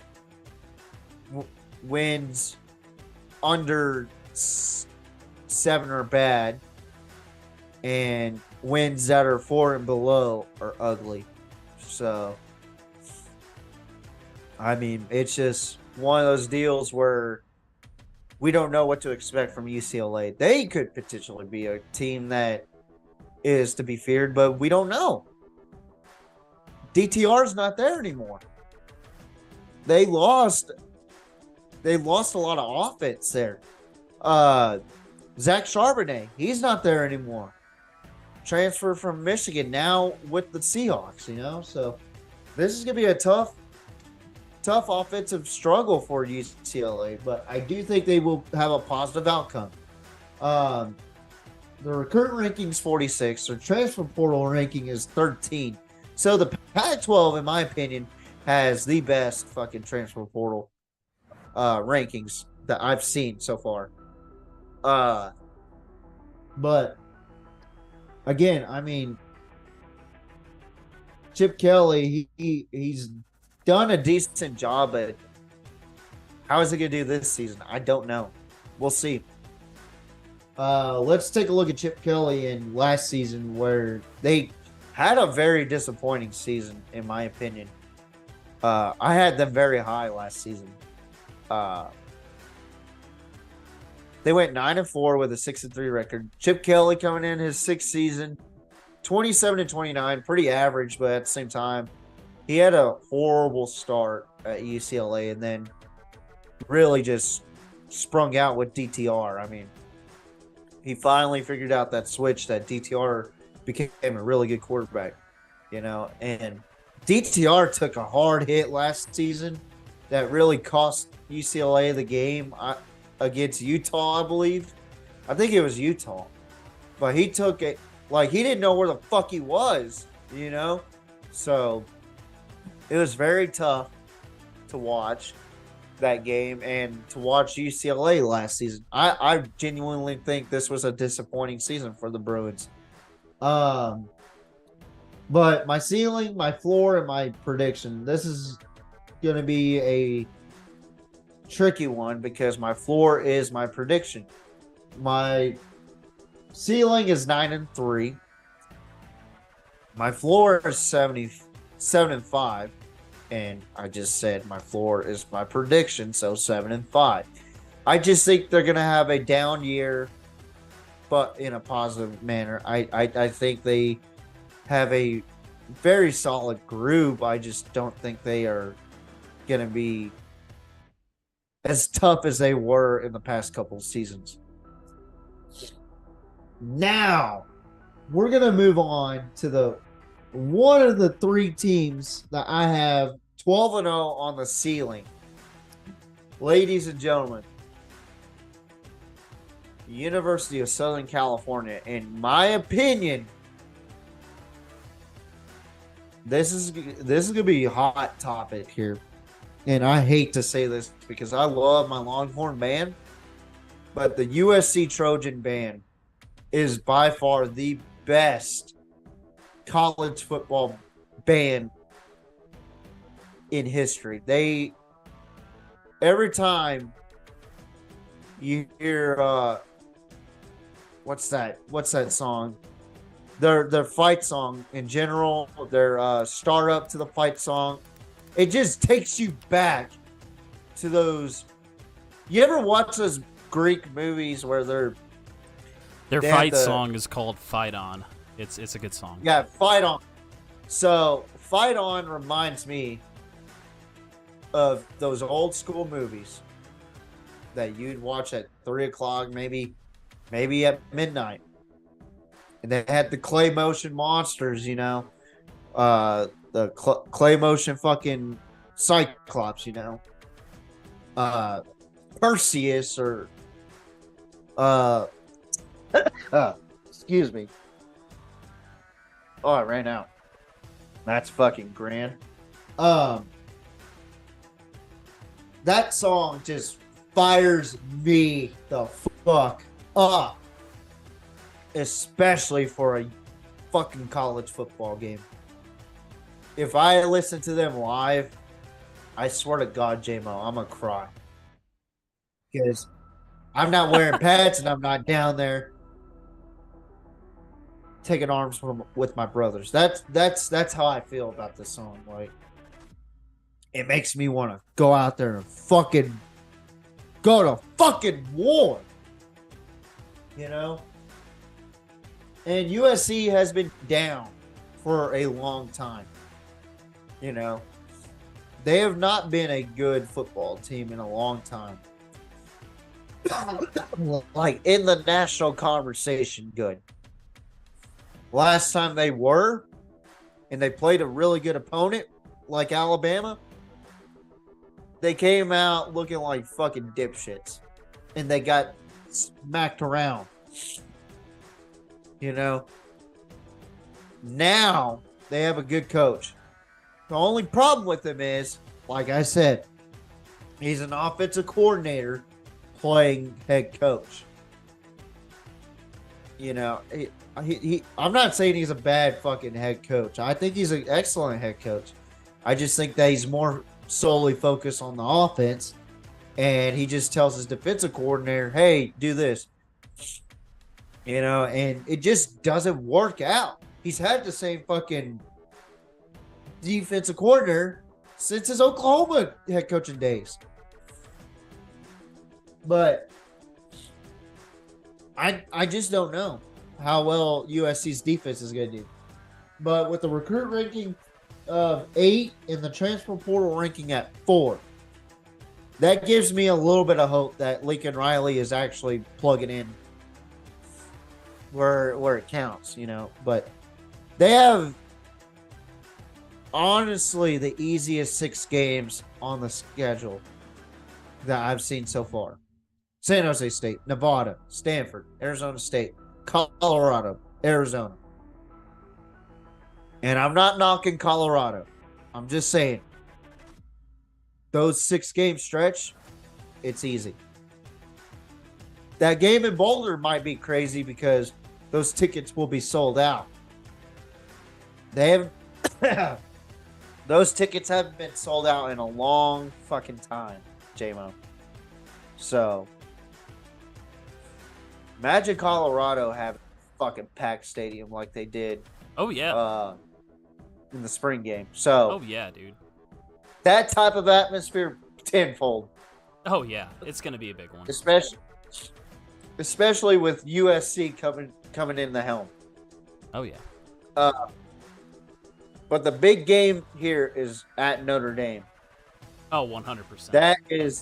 That's the first big game. And then right after that, they go back home to the Coliseum to take on Utah. In my opinion, that's going to be one of their biggest home games besides UCLA. I think that'll be... I think that's the big game. Yeah. And they have 3 big games. That their last 3 home games are what matters, you know? Yeah. Plus the Notre Dame game and the Oregon game. Yeah. They play Utah at home. I want to say Washington, too. Yeah. Washington. A team I'm really high on right now. You know. They're playing in the Coliseum. They travel to Oregon to play the Ducks in Autzen Stadium. Then they finish off in LA in the Coliseum against their most hated rivals and also Big Ten brethren. I call them Big Ten brethren because they are going to the Big Ten in 2024. And yeah. So there's a lot at stake for USC. It's just like Texas and Oklahoma. There is a lot at stake for USC and UCLA this season. And also Colorado now. So those three teams have a lot to prove. And then USC, they have a quarterback that will write fuck on his fingernails and against their opponents. Last time he did that against Utah, they didn't score over 28 points. They scored 23 if I'm not mistaken. Utah is a team to watch out for this season. And USC has to buckle up against Utah and Washington. Even though they beat Washington last season, they have to be ready. And to be ready at Oregon and to be ready against UCLA. And on the non-conference side of things, you have to be prepared for Notre Dame. Because fucking 5 out of those last 6 games are very important. I mean, all of them are important, but crucially important because Cal is a fucking pushover, and USC has to fucking focus this season because they may have the easiest fucking ride in the first 6 games to 6-0, but they have the toughest to get to 12-0. I'm telling you that right now in the Pac-12. But let's take a look at Lincoln Riley and last season's record where, oh boy, they had an ugly, ugly last part of the season.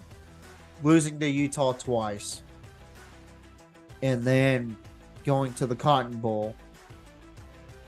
Blow a massive lead and lose to fucking Tulane.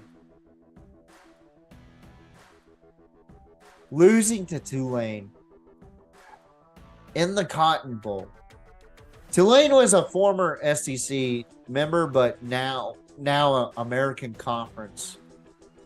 Like Tulane in the recent memory have been some of the worst teams I have ever seen in my entire life.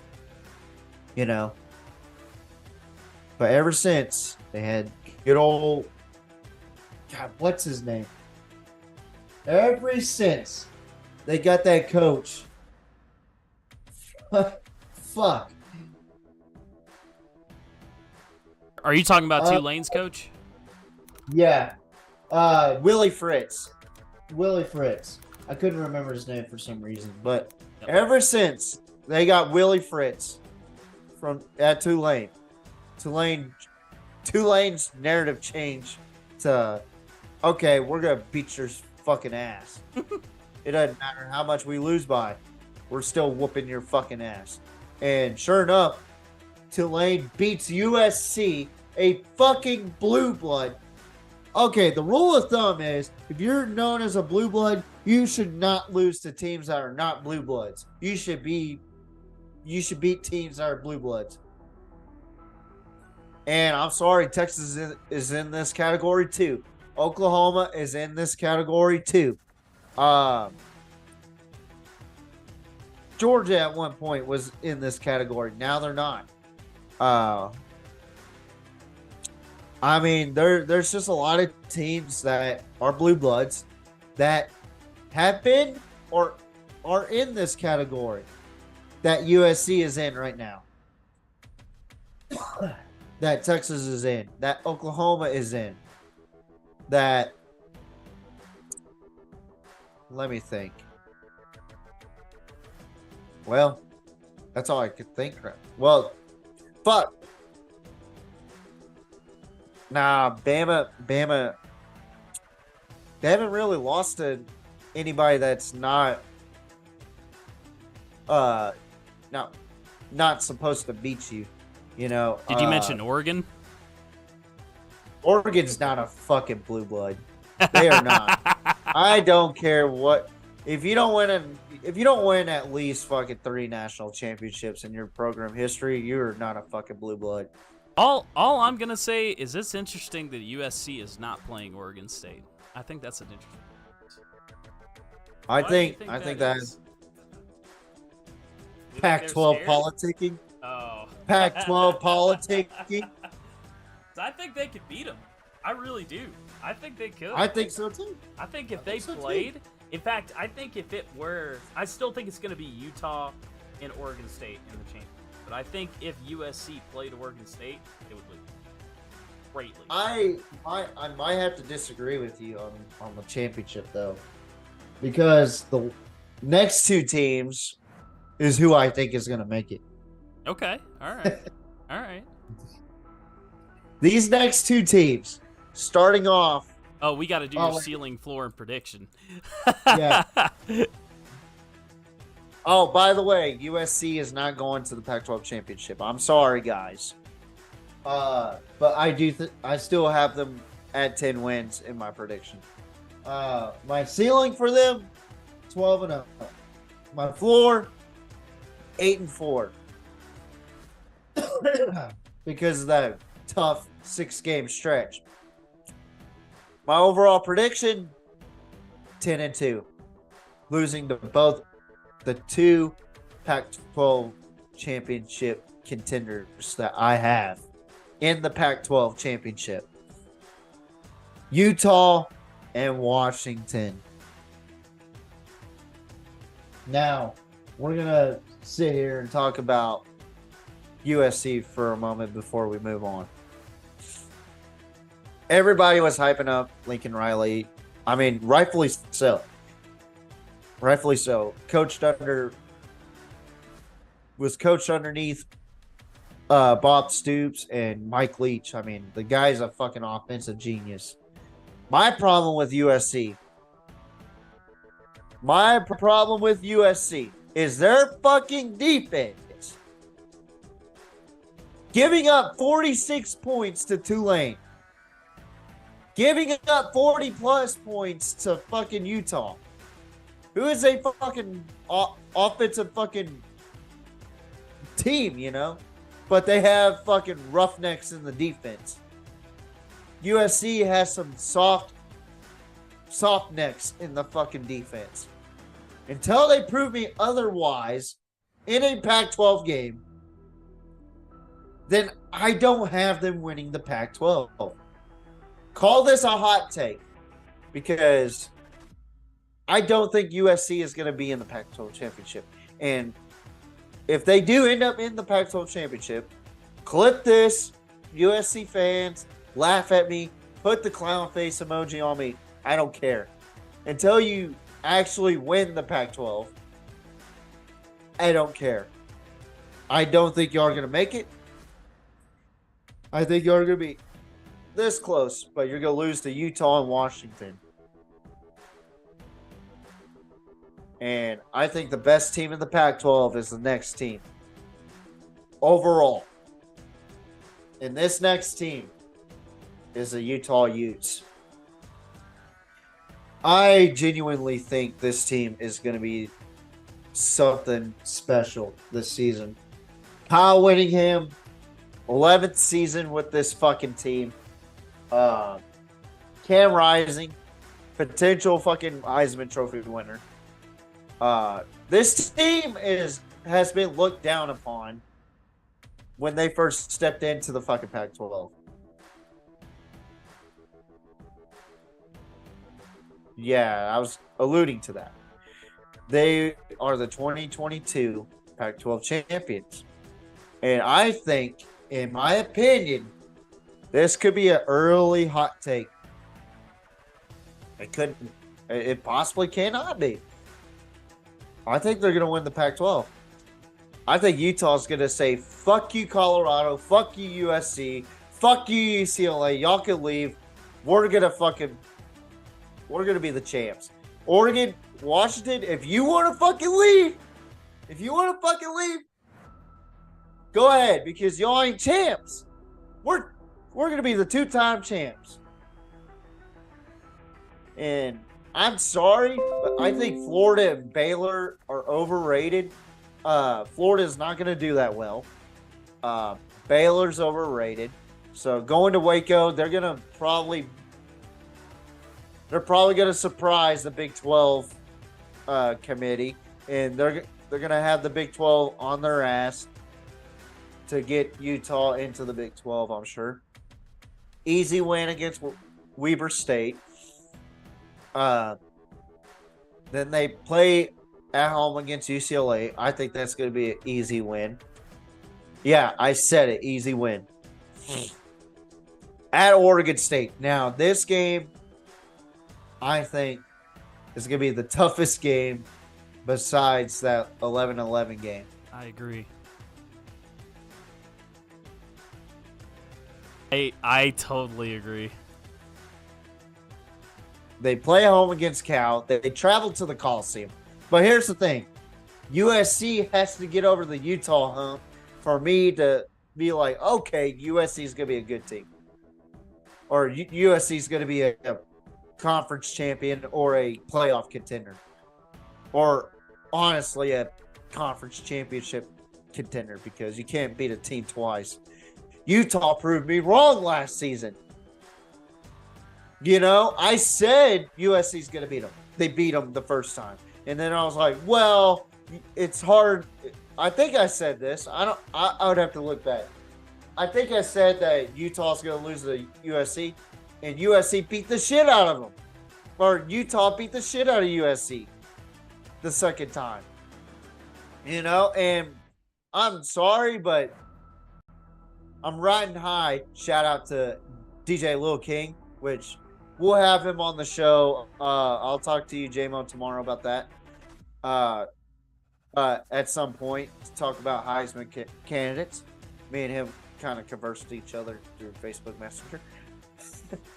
But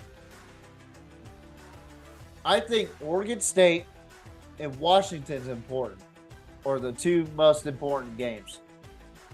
At USC, I think Utah beats them. It'll be a tough game, but I think Utah beats them. They play at home against Oregon. I think they got Oregon. They play against Arizona State. Is that even a fucking question? At Washington. Now, this is going to be tough.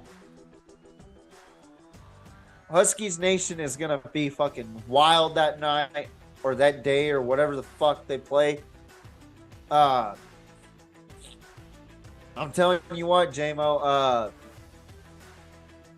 I'm really high on the Huskies this season. I'm high on Penix Jr. being the Heisman contender, along with Cam Rising, along with Bo Nix, along with Quinn Ewers. You know, and there's a lot of Heisman candidates that I'm really high on. I think Washington overall is going to be a great team. I think Washington. I think so too. If Oregon State doesn't make it into, well, I think it's not out of the realm to say Washington and Utah are going to be Pac-12. I think that's my prediction. Yeah, that's my prediction. Utah and Washington meet again. Yeah, in Utah, because they don't have I don't think they have like a primary fucking destination to play at. I don't think. I don't remember. If they do, they'll either play at Candlestick or somewhere else. But anywho, they travel to fucking Arizona and they play at home against Colorado, which I'm sorry, but that's gonna be an easy win for Utah. But let's talk about their recruit ranking and transfer portal ranking. Transfer portal ranking, 47, but the recruit ranking is at 21, so they're still getting good recruits. Not bad. That's higher than I would expect for Utah. Honestly. What the recruit ranking? The recruit ranking, yeah. That's higher than I would expect. That's awesome. Yeah, they're Kyle Whittingham knows how to fucking recruit, dude. Well, yeah, like, he's his record speaks for himself. I mean, just look at this. Like, he's the only head coach right now, I want to point out, with over 100 wins in the Pac-12. Shit, over 50. Over 50 wins. Hell, you know what? I'm going to say Over 30. Over 30 wins in the Pac-12. Kyle Whittingham in his 19th season with the Utah Utes. 154. I say he gets I think he gets close. I think he's the best coach that Utah's ever had. I honestly think agree that. with you on that. Yeah, 100%. 154 and 154 and 74. He hasn't had 75 losses, dude. He hasn't even hit 75 losses. He's got a That's 67 win percentage out of 228 games. That is outstanding. That is incredible. A 67% win percentage at the helm in its 19th season. Yeah. Okay. He's one of the perennial head coaches in Pac-12 history. I will go on record and he's probably one of the winningest, I want to say. Like, it's no if you told me in 2014 Utah was going to be a championship contender, I would have told you you're making shit up and you're just high as a kite, dude. Yeah. Like, but this guy has turned the program around majorly. Fuck, dude. Like, even when they were in the Mountain West competing against BYU and fucking TCU. Yeah. They were kicking ass. Yeah. They were kicking ass. Yeah. I'm telling you, dude, this team right here beat Alabama when Alabama was Bama. Yeah. You know? Yeah. That speaks more volumes to me than what Oregon State's done. That's a good point. I'm sorry. No, that's a good point. Utah is a great team. And if you have a head coach with that win, with that many games, almost 230 games, that's a lifetime for any head coach in a program. And to be 19 seasons in to any program, that's just unseen in today's day. Other than if you want to talk about Saban. Yeah. Get into that conversation later, dude. But the only thing that's hindering his coaching career is national championships. He does not have a national championship with Utah. Yeah. That's the only. Now, Utah has a perfect chance this season to say fuck you to everybody. They do. Because they have a outstanding quarterback, Cam Rising. They have a great running back room. They have an outstanding wide receiving core, outstanding linebacking core, outstanding everything they have all across the board is fucking outstanding. But I do want to brag that Texas did beat the shit out of Utah beforehand. So, of course. Of course. I have to. But no, on a serious note, this team might be a playoff contender in my eyes. I think so. Utah and I don't want to spoil it just yet, but I think everybody knows who's who in the zoo in Pac-12 play. Really? But like I said, Utah is the toughest team in the conference by far. They play tough. Kyle Whittingham coaches tough. They are just a tough physical team. Cam Rising, he is a nuts and guts type of player. Fucking phenomenal player, dude. I like Cam Rising. I wish he would have went to Texas, but he chose Utah, which is fine. His career turned fucking phenomenal with Utah. So, and then Jaquindon Jackson was there at Utah. I don't know if he's still there, but man, I'm telling you, Utah, the sky's the limit with those guys. Let's go ahead and talk about ceiling, floor, and prediction. This is the ridiculous portion that I have. My floor is going to drive people crazy.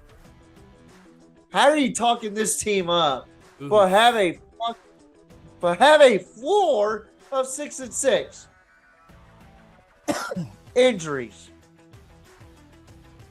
The amount of away games that they play against. Potential, I may be wrong about Baylor and Florida. You know, you got to think about Power 5 play, you know. USC, Washington, Oregon, Oregon State. I mean, that's a possible 6-6 chance. But I doubt that it will ever get to the floor. My ceiling is 12-0. Okay. But my overall prediction is 11-1. And guess who are they going to lose to? Washington.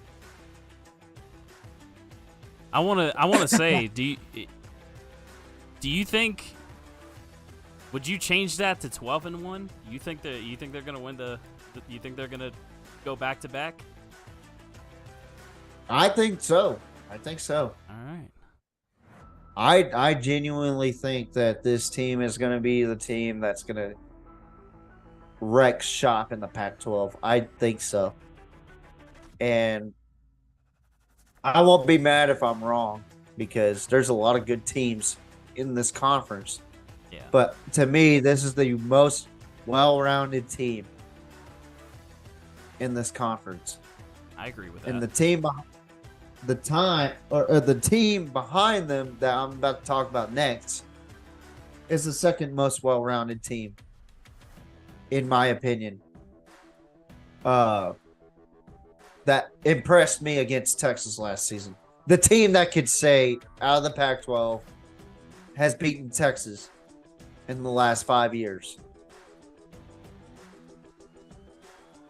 USC beat them in 2017 at home, but then they went to Austin and got their shit kicked in.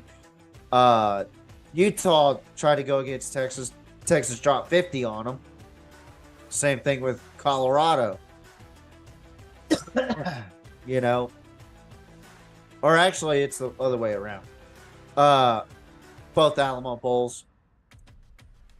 But the last game was against Washington in the Alamo Bowl. And I will go as far as to say that this next team controlled the game against Texas and did it in a way that none of the opponents that Texas had did. And that's the Washington Huskies. Was I really pissed off that we could have done a lot of good things in that game? Abso-fucking-lutely. I was raging about the fact that Xavier Worthy was playing shitty in that game. And I understand now that he was battling a hand injury, but dude, Washington played physical football against that defense. Washington played physical defense with that offense that Texas had. This team is Utah's kryptonite in the regular season. I'm going to go as far as to say that right now.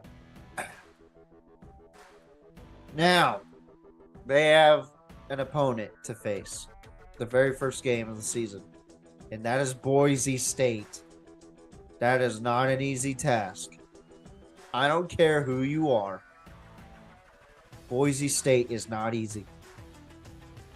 Never take Boise State lightly. Then you play at home against Tulsa. You can take those guys easy. At Michigan State in East Lansing. That might be a showdown, but at the same time, I got Washington over Michigan State. Then they open up conference play against Cal. I think they beat them. They travel to Arizona State. I think they can beat them. They play at home against Oregon. This is where it gets tricky. They play against Oregon at home. I think they have a shot at Oregon. I think. So potentially an undefeated start. You have a 6-0 start. Then you go to 8-0. You travel to the Coliseum against USC. Excuse me. You beat USC, right? You play against Utah at home. You beat Utah. You're 10-0. Then you stumble across little old Oregon State. You lose that game, right? Then you play at Pullman. You beat Washington State. You potentially have an 11-1 season, you know. Or you could lose to Utah and lose to Oregon State, but beat USC and be 10-2.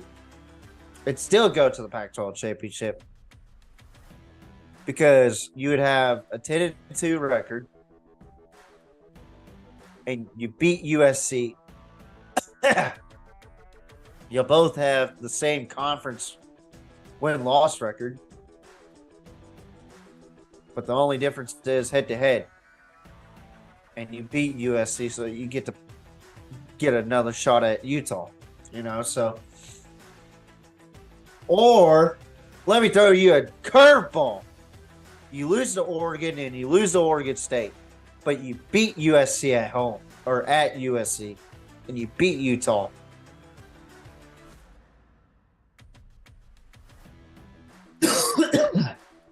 That's how this conference works. It's almost unpredictable, man. I want to go on to say it's almost you've got four four really good contenders. Washington, Oregon, USC, and Utah, and then I want to say Oregon State is more, but I don't want to disrespect you. USC is still pretty. So, yeah. It's just their defense, man. I just don't see what that's their the deciding defense factor. Yeah. Yeah. So you could honestly say Washington State's a sleeper. So true. I mean, yeah. And we'll talk about that, but dude, true. I mean, I didn't think about that until just now. You're absolutely right. yeah. So let's go ahead and talk about Kalen DeBoer. This is his second season, by the way. His second season with the Washington Huskies. I mean, this guy went 11-2 his first season. That's why I'm so high on this fucking Washington team. He came in with the mindset of, we're going to win our games. You know, and we may not win all of them our first season, but we're going to try to win all of them. And he did a damn good job. And having Michael Penix Jr. there, and it's just one of those deals that I think Washington's going to be a good team this season. And I have them in the Pac-12 championship. You know? And Michael Penix Jr. is a Heisman contender in my eyes. So the recruiting record or the recruiting rank is 25th, which Utah is a little bit higher. Transfer portal ranking is 49 for Washington. Now,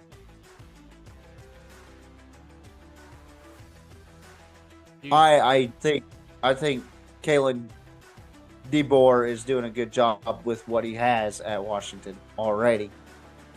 So, I mean, he's better than Jimmy Lake. Jimmy Lake had the Yeah. program at 4-8. yeah. 4-8 Ran that- to 11-2.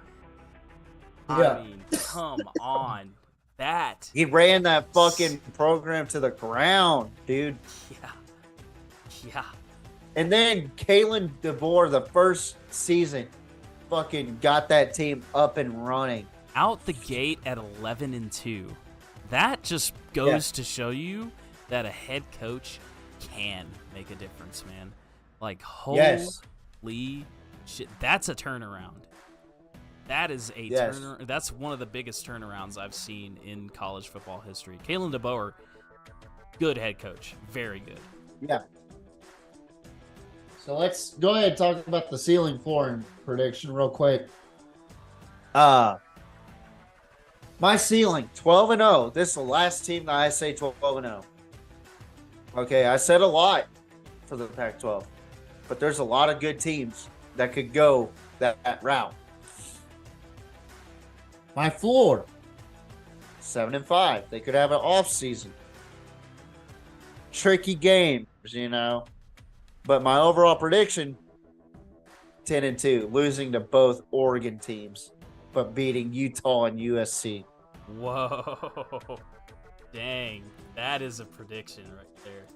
I like that, though, because I think this team's good, but I really do think Oregon. And if you look at it, and if y'all have paid attention to my predictions, I had it in a certain way for a reason. Yeah.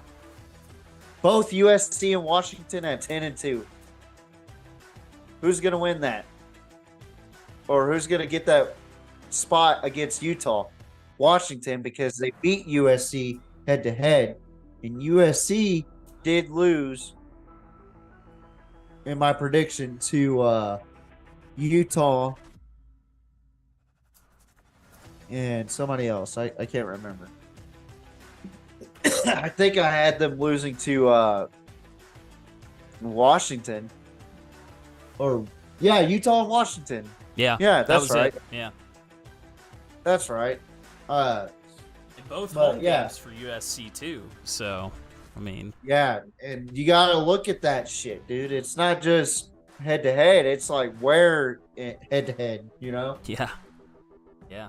For them to beat them at home, though, would make, for Washington to go into USC's house, make a statement like that, I think it's either going to be Utah and Washington or Utah and Oregon State in the championship. Yeah. I think so. It's just that kind of conference. It really is. It could potentially be Washington State. A lot of people are really high on Washington State. I don't see it. I don't see it, like, as far as them being in the conversation, but I do think that they will be a tough team to play.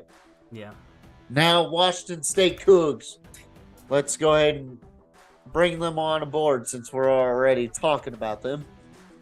Last team to talk about in the Pac-12 preview. Tonight, it is already almost midnight, by the way. Yeah. And I got to go fishing in the morning. Ooh. Dang. Oh, yeah. Oh, that's a fucked up looking cat. But hey, anyway, man, it's a classic logo, man. I know you like the classics. it is a classic logo, but damn, they couldn't have done a better job. Yeah, I do like the little boots. I wish they did a better job. I do like the little boots, though, but their schedule is kind of wonky. At Colorado State, I could see them winning. Playing at home against Wisconsin, Luke Fickell, Wisconsin. I think they're going to be better. So I think that Washington State's going to drop that game. Northern Colorado, they should win that game. Lose to Oregon State, possibly. At UCLA, I think they dropped that one. They beat Arizona. They lose to Oregon. They beat Arizona State. They beat Stanford. Beat Cal. Possibly beat Colorado and lose to Washington. That's a potential 7-5 record. I mean, it's really, this schedule is kind of a toss-up for me for Washington State. They have a outstanding quarterback as well. It's just the amount of talent that surrounds him is very scarce. one thing that Mike Leach did a good job that Jake Dickert has a lot of trouble with that I'm seeing is getting talent to him and making talent. Bill Belichick does a good job of that. Mike Leach did a good job of that. Rest in peace, Mike Leach. But Washington State, I just don't see how they could be a potential fucking Pac-12 championship caliber team this season. I just don't see it. I haven't seen any reports. The recruit ranking is not that great, 63rd. Transfer portal ranking 60. I'm not fucking with it. Some of the worst teams have better fucking recruit rankings and transfer portal rankings. You know, I may be going way too high in my prediction. I gotta say, what was it? The conference that we cover, Conference USA. I think they had higher. Yeah. I really do. I think Conference USA had higher transfer. Well, I'm not really that concerned on transfer. It's the recruiting aspect. You know. Yeah, I agree. When you do have teams higher than you that are in the Conference USA or FCS level, that's where you have a fucking problem. Yeah, agreed. But good thing Washington State isn't there. But at the same time, they're at that mediocre fucking recruit level. And yes, they are. A lot of it has to do with where they're at too. So, let's talk about Jake Dickert in his third season with the Cougs in Pullman. He is 10-9 overall. Last season they went 7-6 with a 4-5 record. So really turned it around after a. He was also an interim too. He had to become an interim before he became an actual coach this past season. So basically, he took over. They were just atrocious before he actually became a coach. Pretty much kind of turned it around, but I just don't see anything doing well. He's a young cat. I think he'll figure things out. But we'll see. But now let's talk about my ceiling, floor, and prediction because it's almost that time. And my ceiling, 9-3. I could see a way that they could be sneaky and tough to play. My floor, 4-8, a tough 4-8.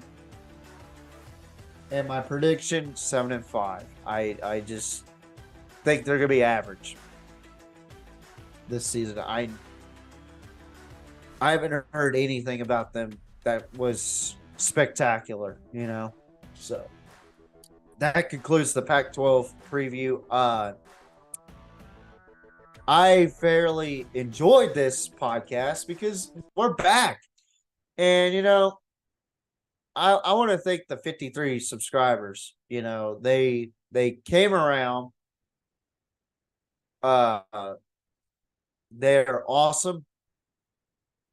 Every one of you guys, you know, I don't care if it's 53, 3, or 50 or whatever. However many subscribers I have, I think you guys are awesome. Now, to the outside critics that don't even watch the show and talk shit about the show, but say that they're embarrassed, I'm not going to mention who they are because they know who they are. How about you look at my viewerships?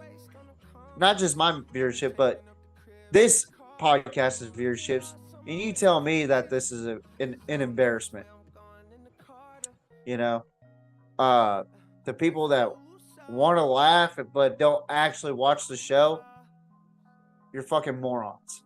You know, I just had to get that out of the room, out of the fucking way because I've been holding that in for the past month. J-Mo knows, K-Dub knows, we're not going to discuss any more about it. Tomorrow we'll do the talk box. J-Mo, I'll get with you on the time because I have plans with family. We're going to eat dino ribs. Woo! I'm excited. But we got a lot to talk about on the talk box, and in a short amount of time, I think, for the talk box. A lot of subjects, which I'm sure you've already gotten down. Mainly the main events that I'm gonna cover right now. Not cover, but kind of highlight. But we're gonna also talk more on the pod. Thank God it's not Baby Gronk's dad, for one. And for two, we're going to talk about Pat Fitzgerald and Northwestern and why I think it was a bullshit fucking fire. NFL running back salary. We're going to talk to K-Dub about that. Teams leaving the Pac-12. Why the Pac-12's dying. DeAndre Hopkins with the Titans now. Saquon Barkley signing a 1-year deal, which I think is a glorified fucking franchise tag, which we'll go over with the DeAndre Hopkins. Just a lot of subjects I need to be talking about that's surrounding football. And also, earlier today, Joe Burrow got hurt. Like I said earlier, we'll discuss that. I don't know what the injury is yet. We'll discuss it as we figure it out. But it looked bad. It looked fucking bad when I saw it. I hope that it's just a tweak and not a PCL or ACL or MCL sprain or a tear, because that could be a potential season-ending injury. And I'd talk highly about Joe Burrow. I think he's better than fucking Pat Mahomes. Everybody makes Pat Mahomes as the best thing since sliced bread. And there's going to be a controversial conversation that I have about running backs in the league possibly not going to be a thing anymore. They're going to be the next fullback, in my opinion. As me and K-Dub and J-Mo kind of debate about it, I think it'll be more of an agreement than a debate. Maybe more or less for K-Dub, he'll probably say that running backs aren't going to die out. It's just they're undervalued. And then a generational debate that has been going around. Not Michael Jordan versus LeBron, but Joe Montana versus Tom Brady. And who do we think is better?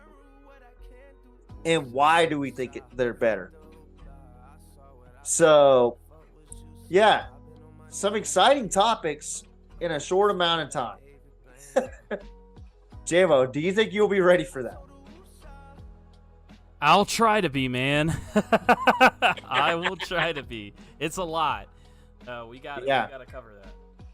And then next week, I'll get with you on the schedule. We'll post it up, the schedule. We need to finish off the college football preview. And then on the next talk box, I'm going to get with you on this one too, J-Mo. I'm going to try, not this next one, but the following one next week or the week after. Whichever one we decide to choose, because we will have a talk box each week. I'm going to have that the special guest, DJ Lil King. He's been on here before. He's an awesome dude. He has a podcast called Riding High Podcast. Tune into that. You may see me on there at some point. You may see me on there. Me and him have had discussions about that. I still need to give him his damn shirt. So, yeah. So that's another thing we got to talk about. Show merch? Yeah. You remember what I showed you? I'm not gonna show Yeah. them yet. But, Hey, we can't show them until the next talk box. So yeah. I don't think I showed K-Dub. Yeah. We've got a new shirt, and let me tell you, you are gonna want this thing. This thing is I worked really hard on it one day. I just got going. I think you guys Should we come up with a price, JMO, since you're the creator and I'm just the guy that made the price? We'll talk about that more, but I will say in tomorrow's talk box, I'll add this to tomorrow's talk box. I'll show them a preview. I won't show them the whole thing. I want them to get hyped about it. But I'll show them a little preview of the shirt. Are you gonna do like a trailer where it's kind of like a helmet reveal? I could do one like that. I was just thinking I show them a little slice of a photo tomorrow. Okay. Next week we do the full thing. Okay. So. Okay, that's fine. Yeah.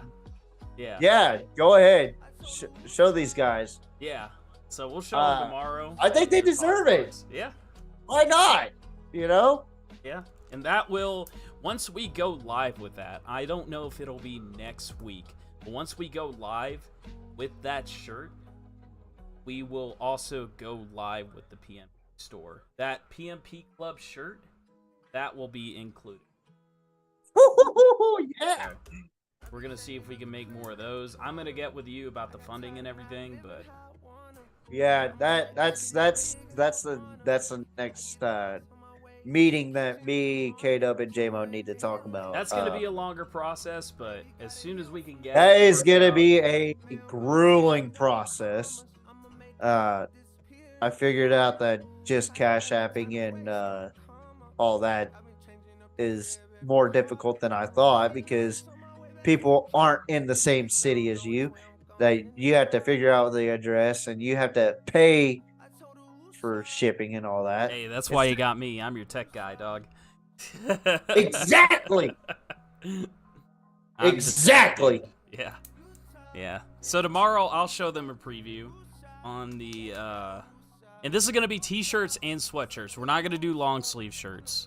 I don't not yet, at least. Yeah. I'm a long sleeve guy. I love long sleeve shirts. We'll do that. I think we'll do that more towards the fall, but right now I just want to go ahead and get t-shirts and sweatshirts made and see if people like that. And then and if people decide to buy, hey, if y'all buy that shirt, shit, we'll expand from there. I tell you what, if we get at least, I don't know, set a good number. What do you want to say, 10 to 20 orders of the shirts? Let's do 15. 15? Okay. Yeah. So if we get 15. 15 orders of the shirts, we'll expand and we'll do more designs like that. But I think you guys are really going to love the color scheme. Oh, man, it's good. I'm eager to show you guys. Is it the one I saw? Yeah, it's the one I saw. Okay, yeah. It's you're gonna love it. Yeah. But yeah, I'll get with JMO. I think that's one of our best ideas yet. Yeah, I think so too. Yeah. It brings. I tell you what, it is awesome. Yeah. And we won't get copyrighted for it because it's my design. It doesn't belong. Yeah. It's his design. Yeah.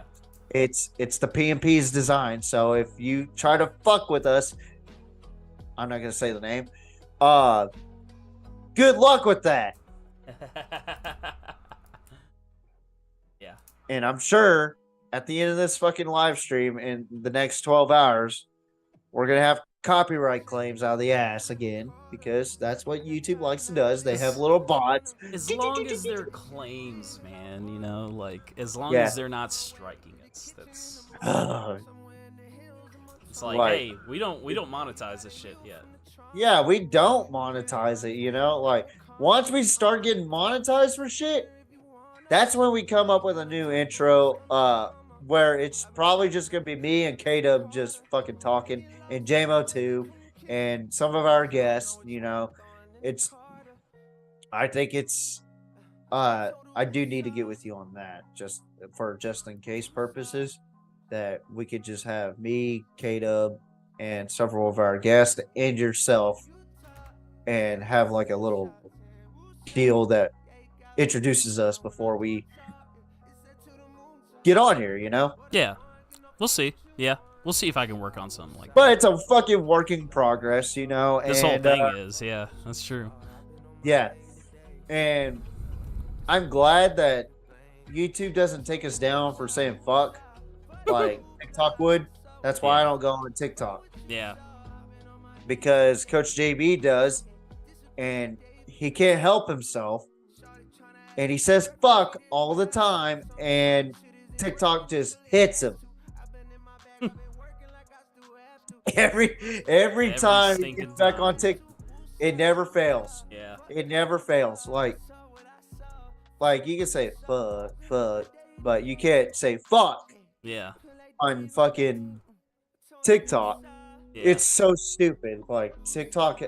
And another thing we need to talk about tomorrow. What's going on with Twitter and Elon Musk?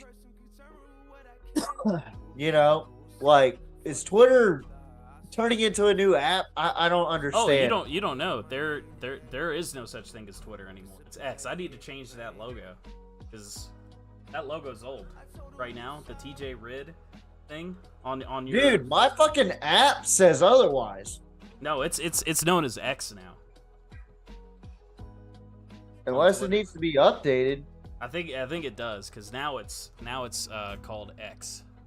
No, mine still says Twitter. What up? Look, Twitter. Open it up.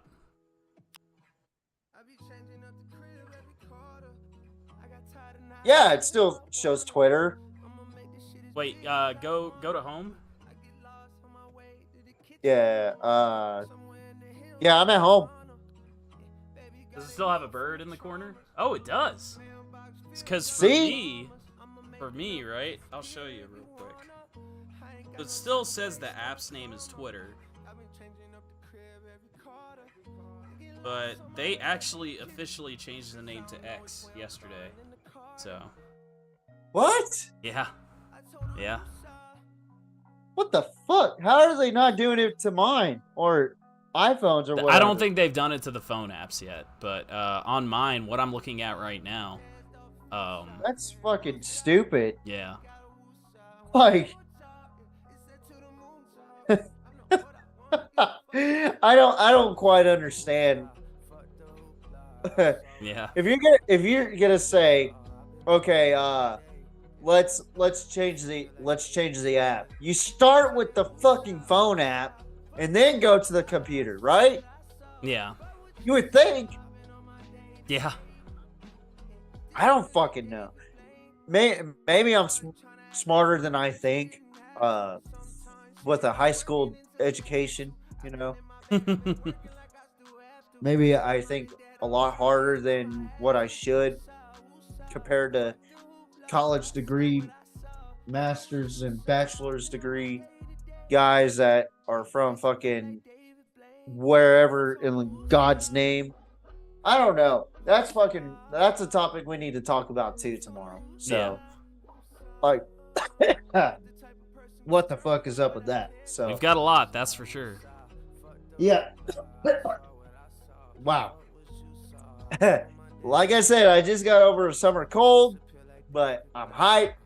I was getting crunk before the show. Like, Billy was just not having it, dude. Yeah. She was not having it. So, I mean, she was having it once I turned off the vacuum, but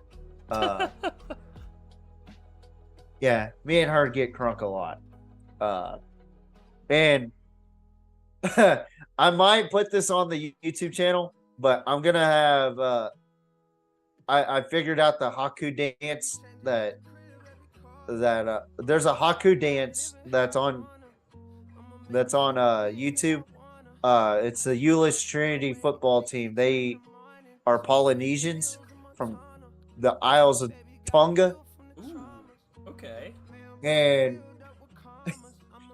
so I was watching this dance, and It's a grown ass man playing high school football. I'm telling you right now. I saw it on TikTok, and Thad Boy, shout out to Thad Boy. He posted a TikTok on it where he's like a sophomore wide receiver catching a pass, and he looks over and it's a junior offensive tackle or something, and they do the Haku dance, and he's like, "Fuck."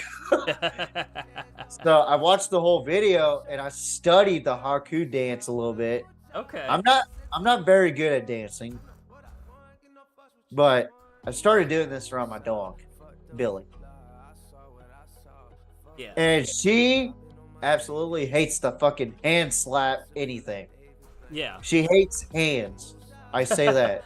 Oh, yeah, I get that. Yeah.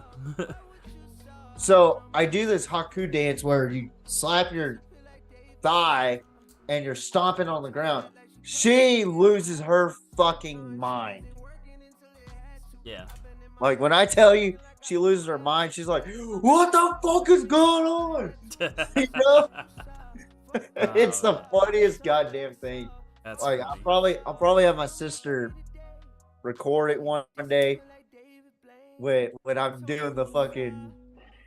I don't even know what they say. I just blurt out nonsense, you know, like you know, like I don't say the full because I don't know what they're saying, dude. Yeah. All I know is to do the yells, like the you know, it's hilarious. It's That's hilarious. funny, man. That's awesome. But I don't do it out of disrespect. I do it because I fucking love what they do. That's awesome. I tell you, I'm a man of culture, you know. I fucking love culture. Yeah. And me and JMO have been on plenty of deployments in different cities and shit like that to know that I am a guy that loves anything culture. Yeah. Now, I will never eat curry or wipe my ass with my hand. Yeah. There are cultures like that, Yeah. but I will never do that. That's just me. Unsanitary, and I am talking about curry too. So Yeah. curry is disgusting. But anywho, I want to thank everybody for watching this fucking show. Sponsors, if you are a sponsor, I want y'all to sponsor us and legit sponsor us because we had a sponsor that fucking bailed out because he's a fucking loser. But sponsors, if you want to sponsor us, go ahead. We'll put you on here, and we'll have our own commercial on it. And I guarantee you, I am your spokesperson. Yeah. Hey, Blue Chew, call me. Anywho, so we had a great show tonight. Pretty long, but Worth it. It was a good show back. Very good show back. A little bit of technical difficulties, but that's not anybody but the stupid internet. But Hey, we had good fans this time. No fans were trying to shoot down our internet. yeah, like Pac-12's pretty peaceful, huh? you know what? I think that's the first time that a Power 5 school hasn't tried to take down our shit. But wait until tomorrow. Yeah. Fuck. Or not tomorrow, Next week. with the SEC. Oh man, we're gonna. Oh fuck. That's your baby. That's your bread and butter. Oh I yeah. mean, I pay a lot of attention to SEC, but There's you only have a- one. There's only one team I care about, and that's the blue and white. you gotta get it right, man. Or I'll be the one cutting off the internet this time. No. Oh fuck. Oh shit. Oh yeah, you're gonna cut my internet off. Oh no! Oh no! I'm gonna be honest. That's the last thing I usually is the So Yeah. I haven't even looked. So I got him, but I haven't even seen it yet. So You're gonna fucking hate my guts. Oh no! Oh But I do it because I love college football, and I want to be the best college Yeah. football expert. Yeah. I think I'm a college football guru, and I know what I'm talking about. Yeah. I just need teams to prove me wrong. Yeah. Ain't that the truth? But anywho, I want to thank JMO for coming on and helping me out. Without all this that JMO does, I wouldn't have known what to do. It would have been the same old format. Hey, that's all right, bud. It would have been the same shitbird fucking format that we had before, and JMO perfected it. Thanks, man. You know what's crazy? I had guys at my actual job that was dogging me for poor quality. I was like, you haven't looked at the recent videos. Yeah. And they're like, those are the recent videos. I said, bitch, that's 2022.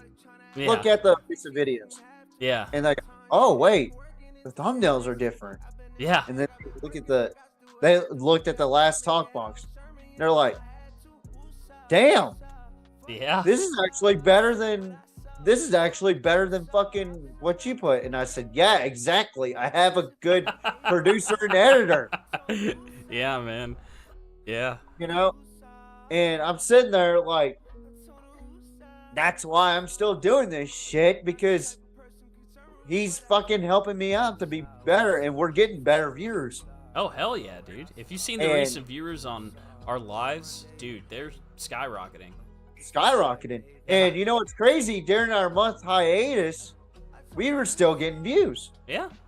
Yeah, man. Like, they were not going down. No. I mean, they went down quite a bit, but they didn't go down Yeah. to 0. Yeah. I thought they were going to go down to 0 by week 2, No.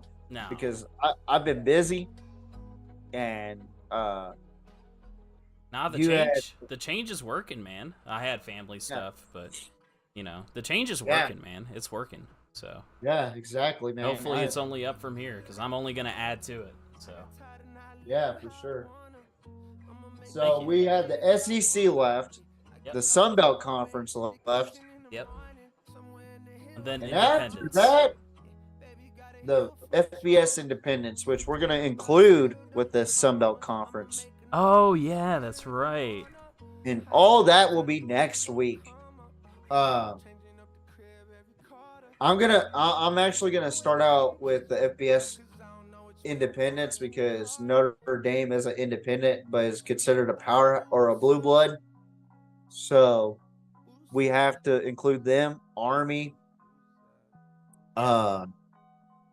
Yeah, I mean, it's only 4 teams that are independent, but it's just unfair to put 4 teams in one video. It's just like 20 seconds to. I agree, man. That would be the shortest PMP podcast of all. Yeah. So I think we should. I'd basically just be talking about my hatred for Army and my hatred for Notre Dame. Notre Dame the whole time. Yeah. I figured you would. Channel 3. I hate you so much. Thank you for leaving Notre Dame.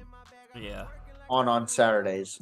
Yeah. When back in the day, when you didn't have cable television, you just had regular TV, right?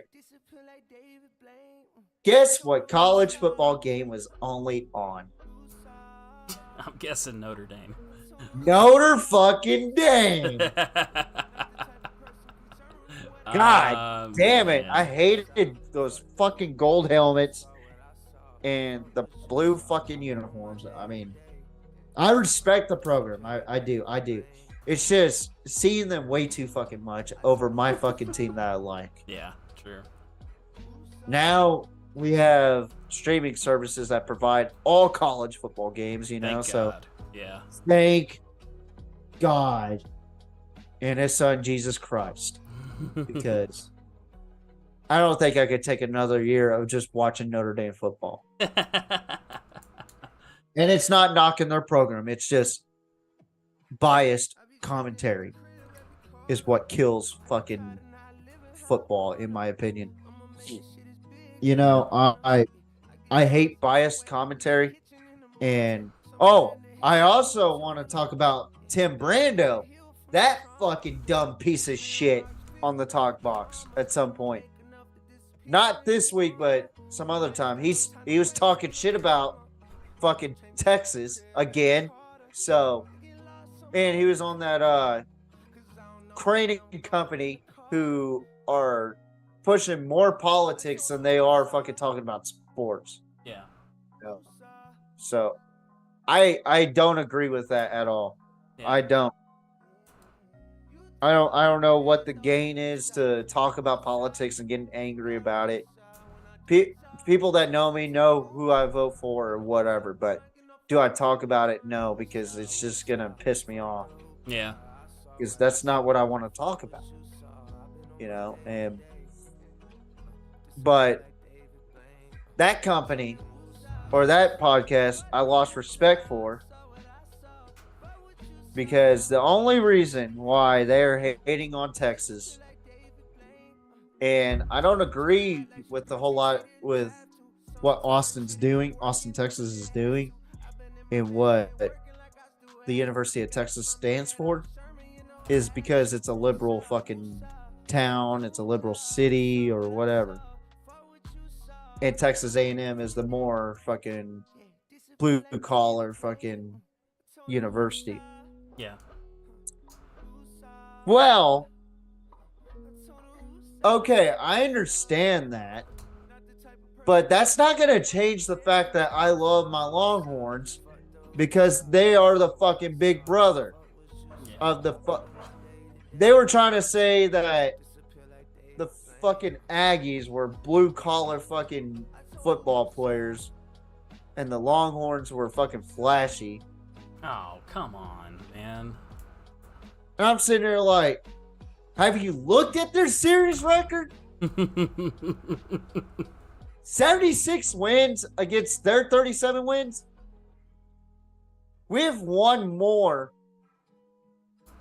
in the past fucking 40 years than they have ever won in the series against them. I'm sorry to tell you guys, but yeah, like, I mean, I do like that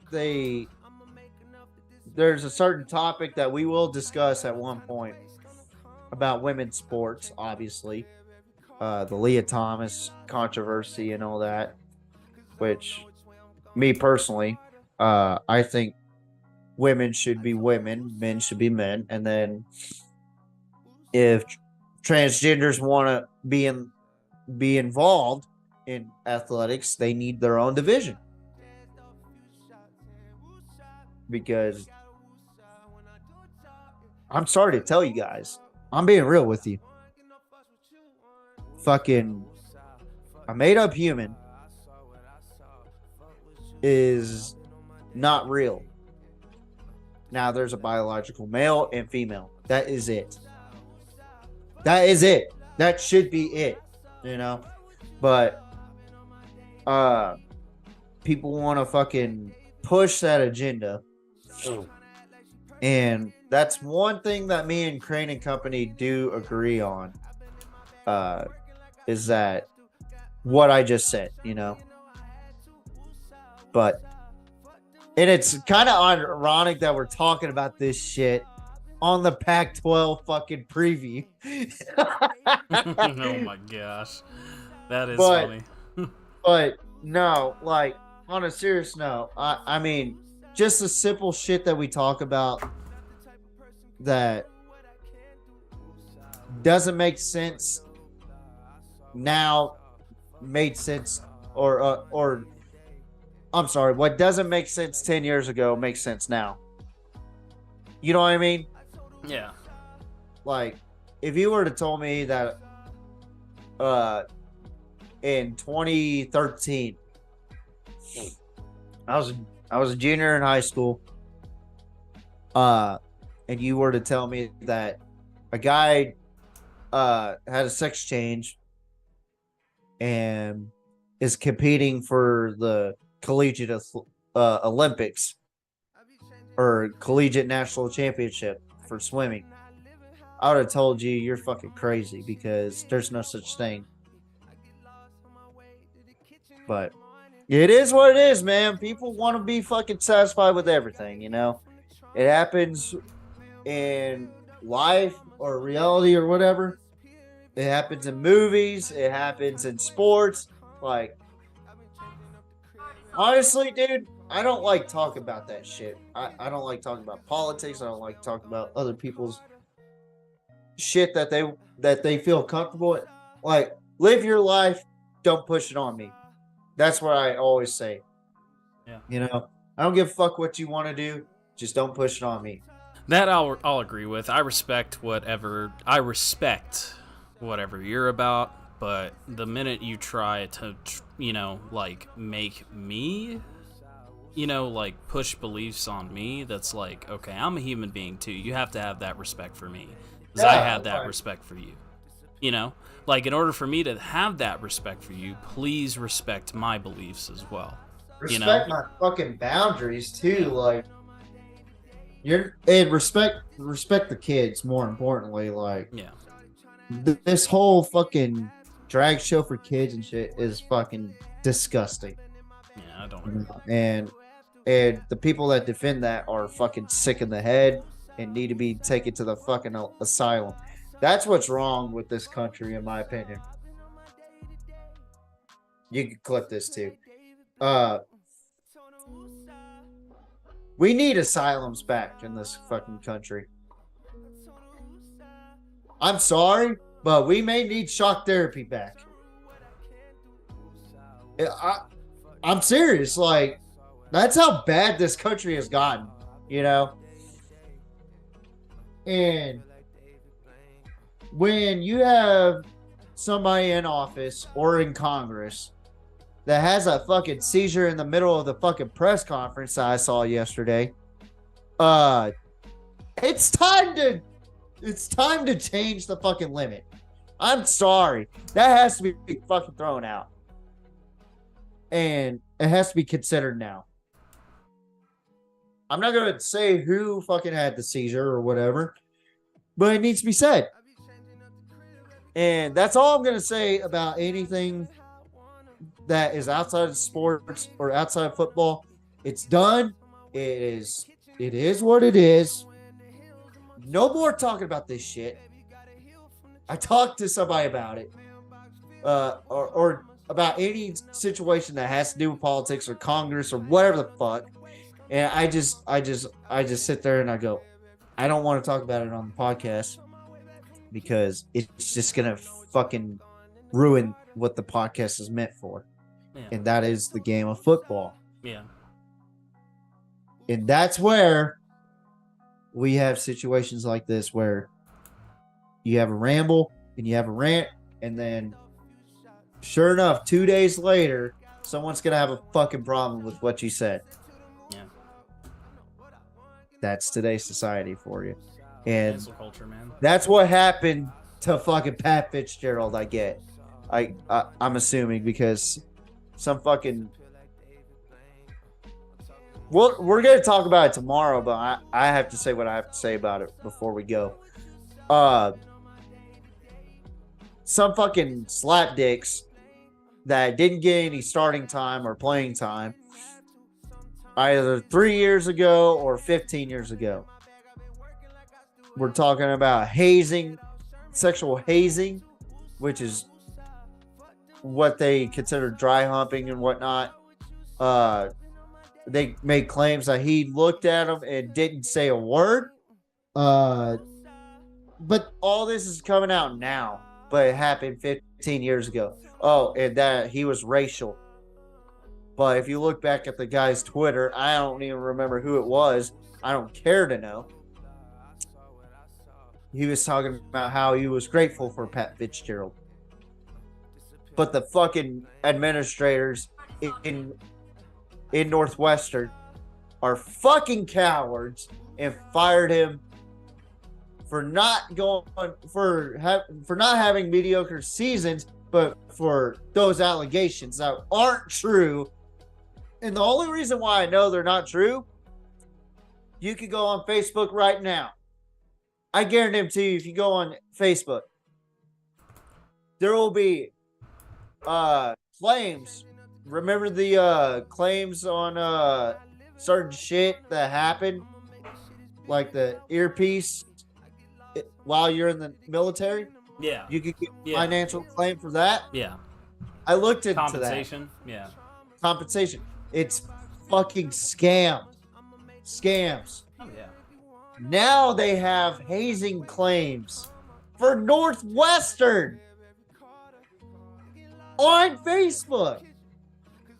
You could get financial claim for hazing, and it's not even fucking real. It's a scam.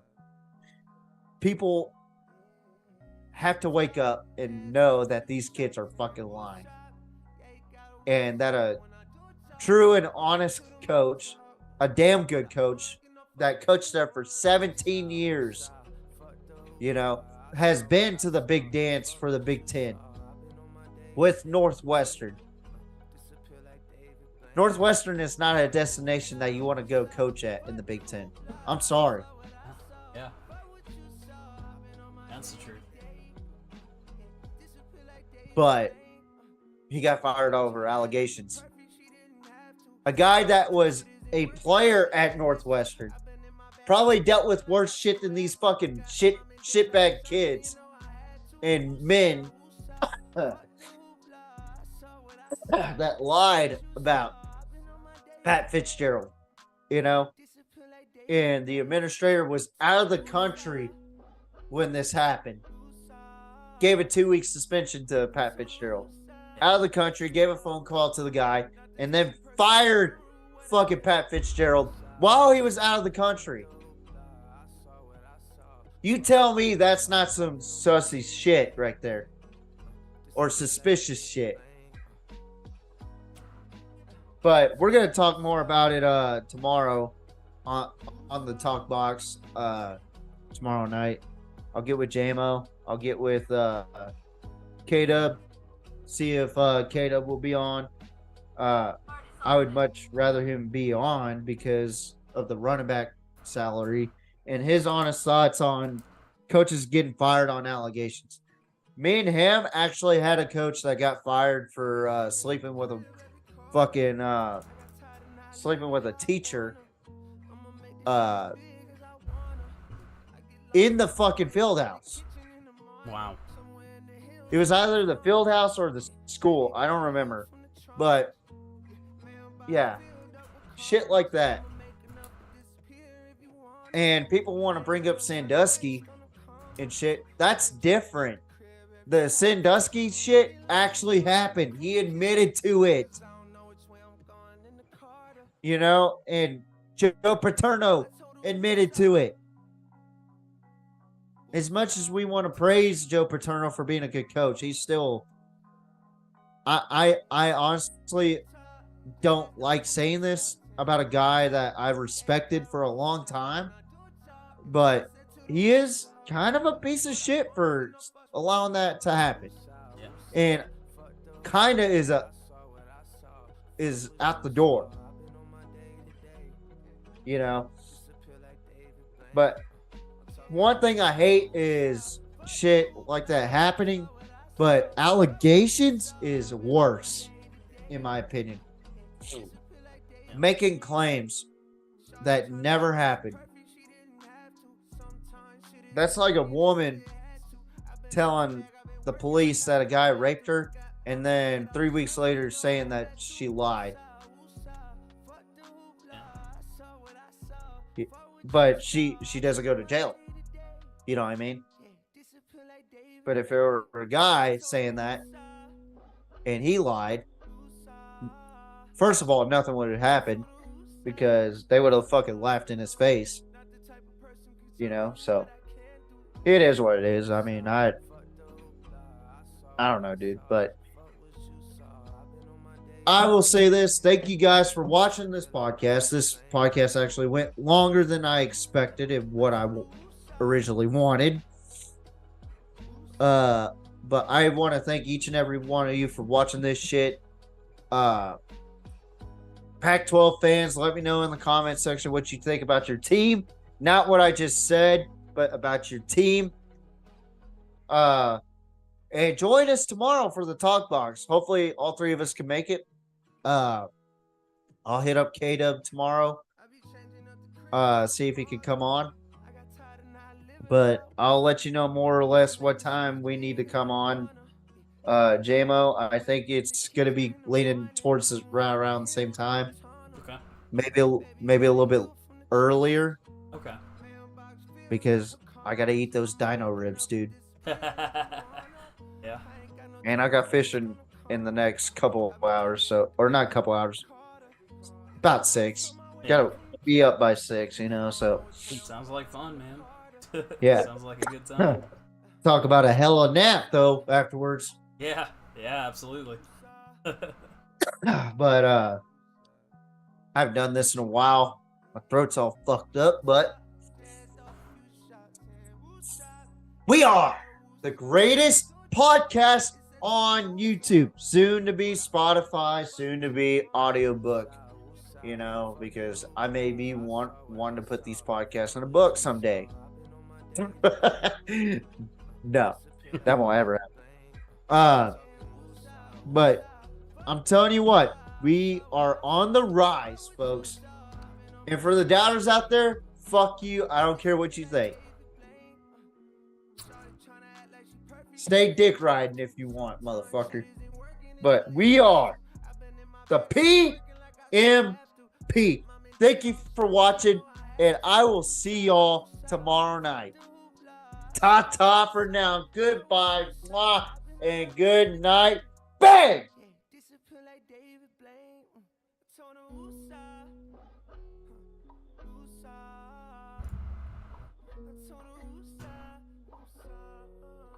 I'm gonna let it roll for a little bit.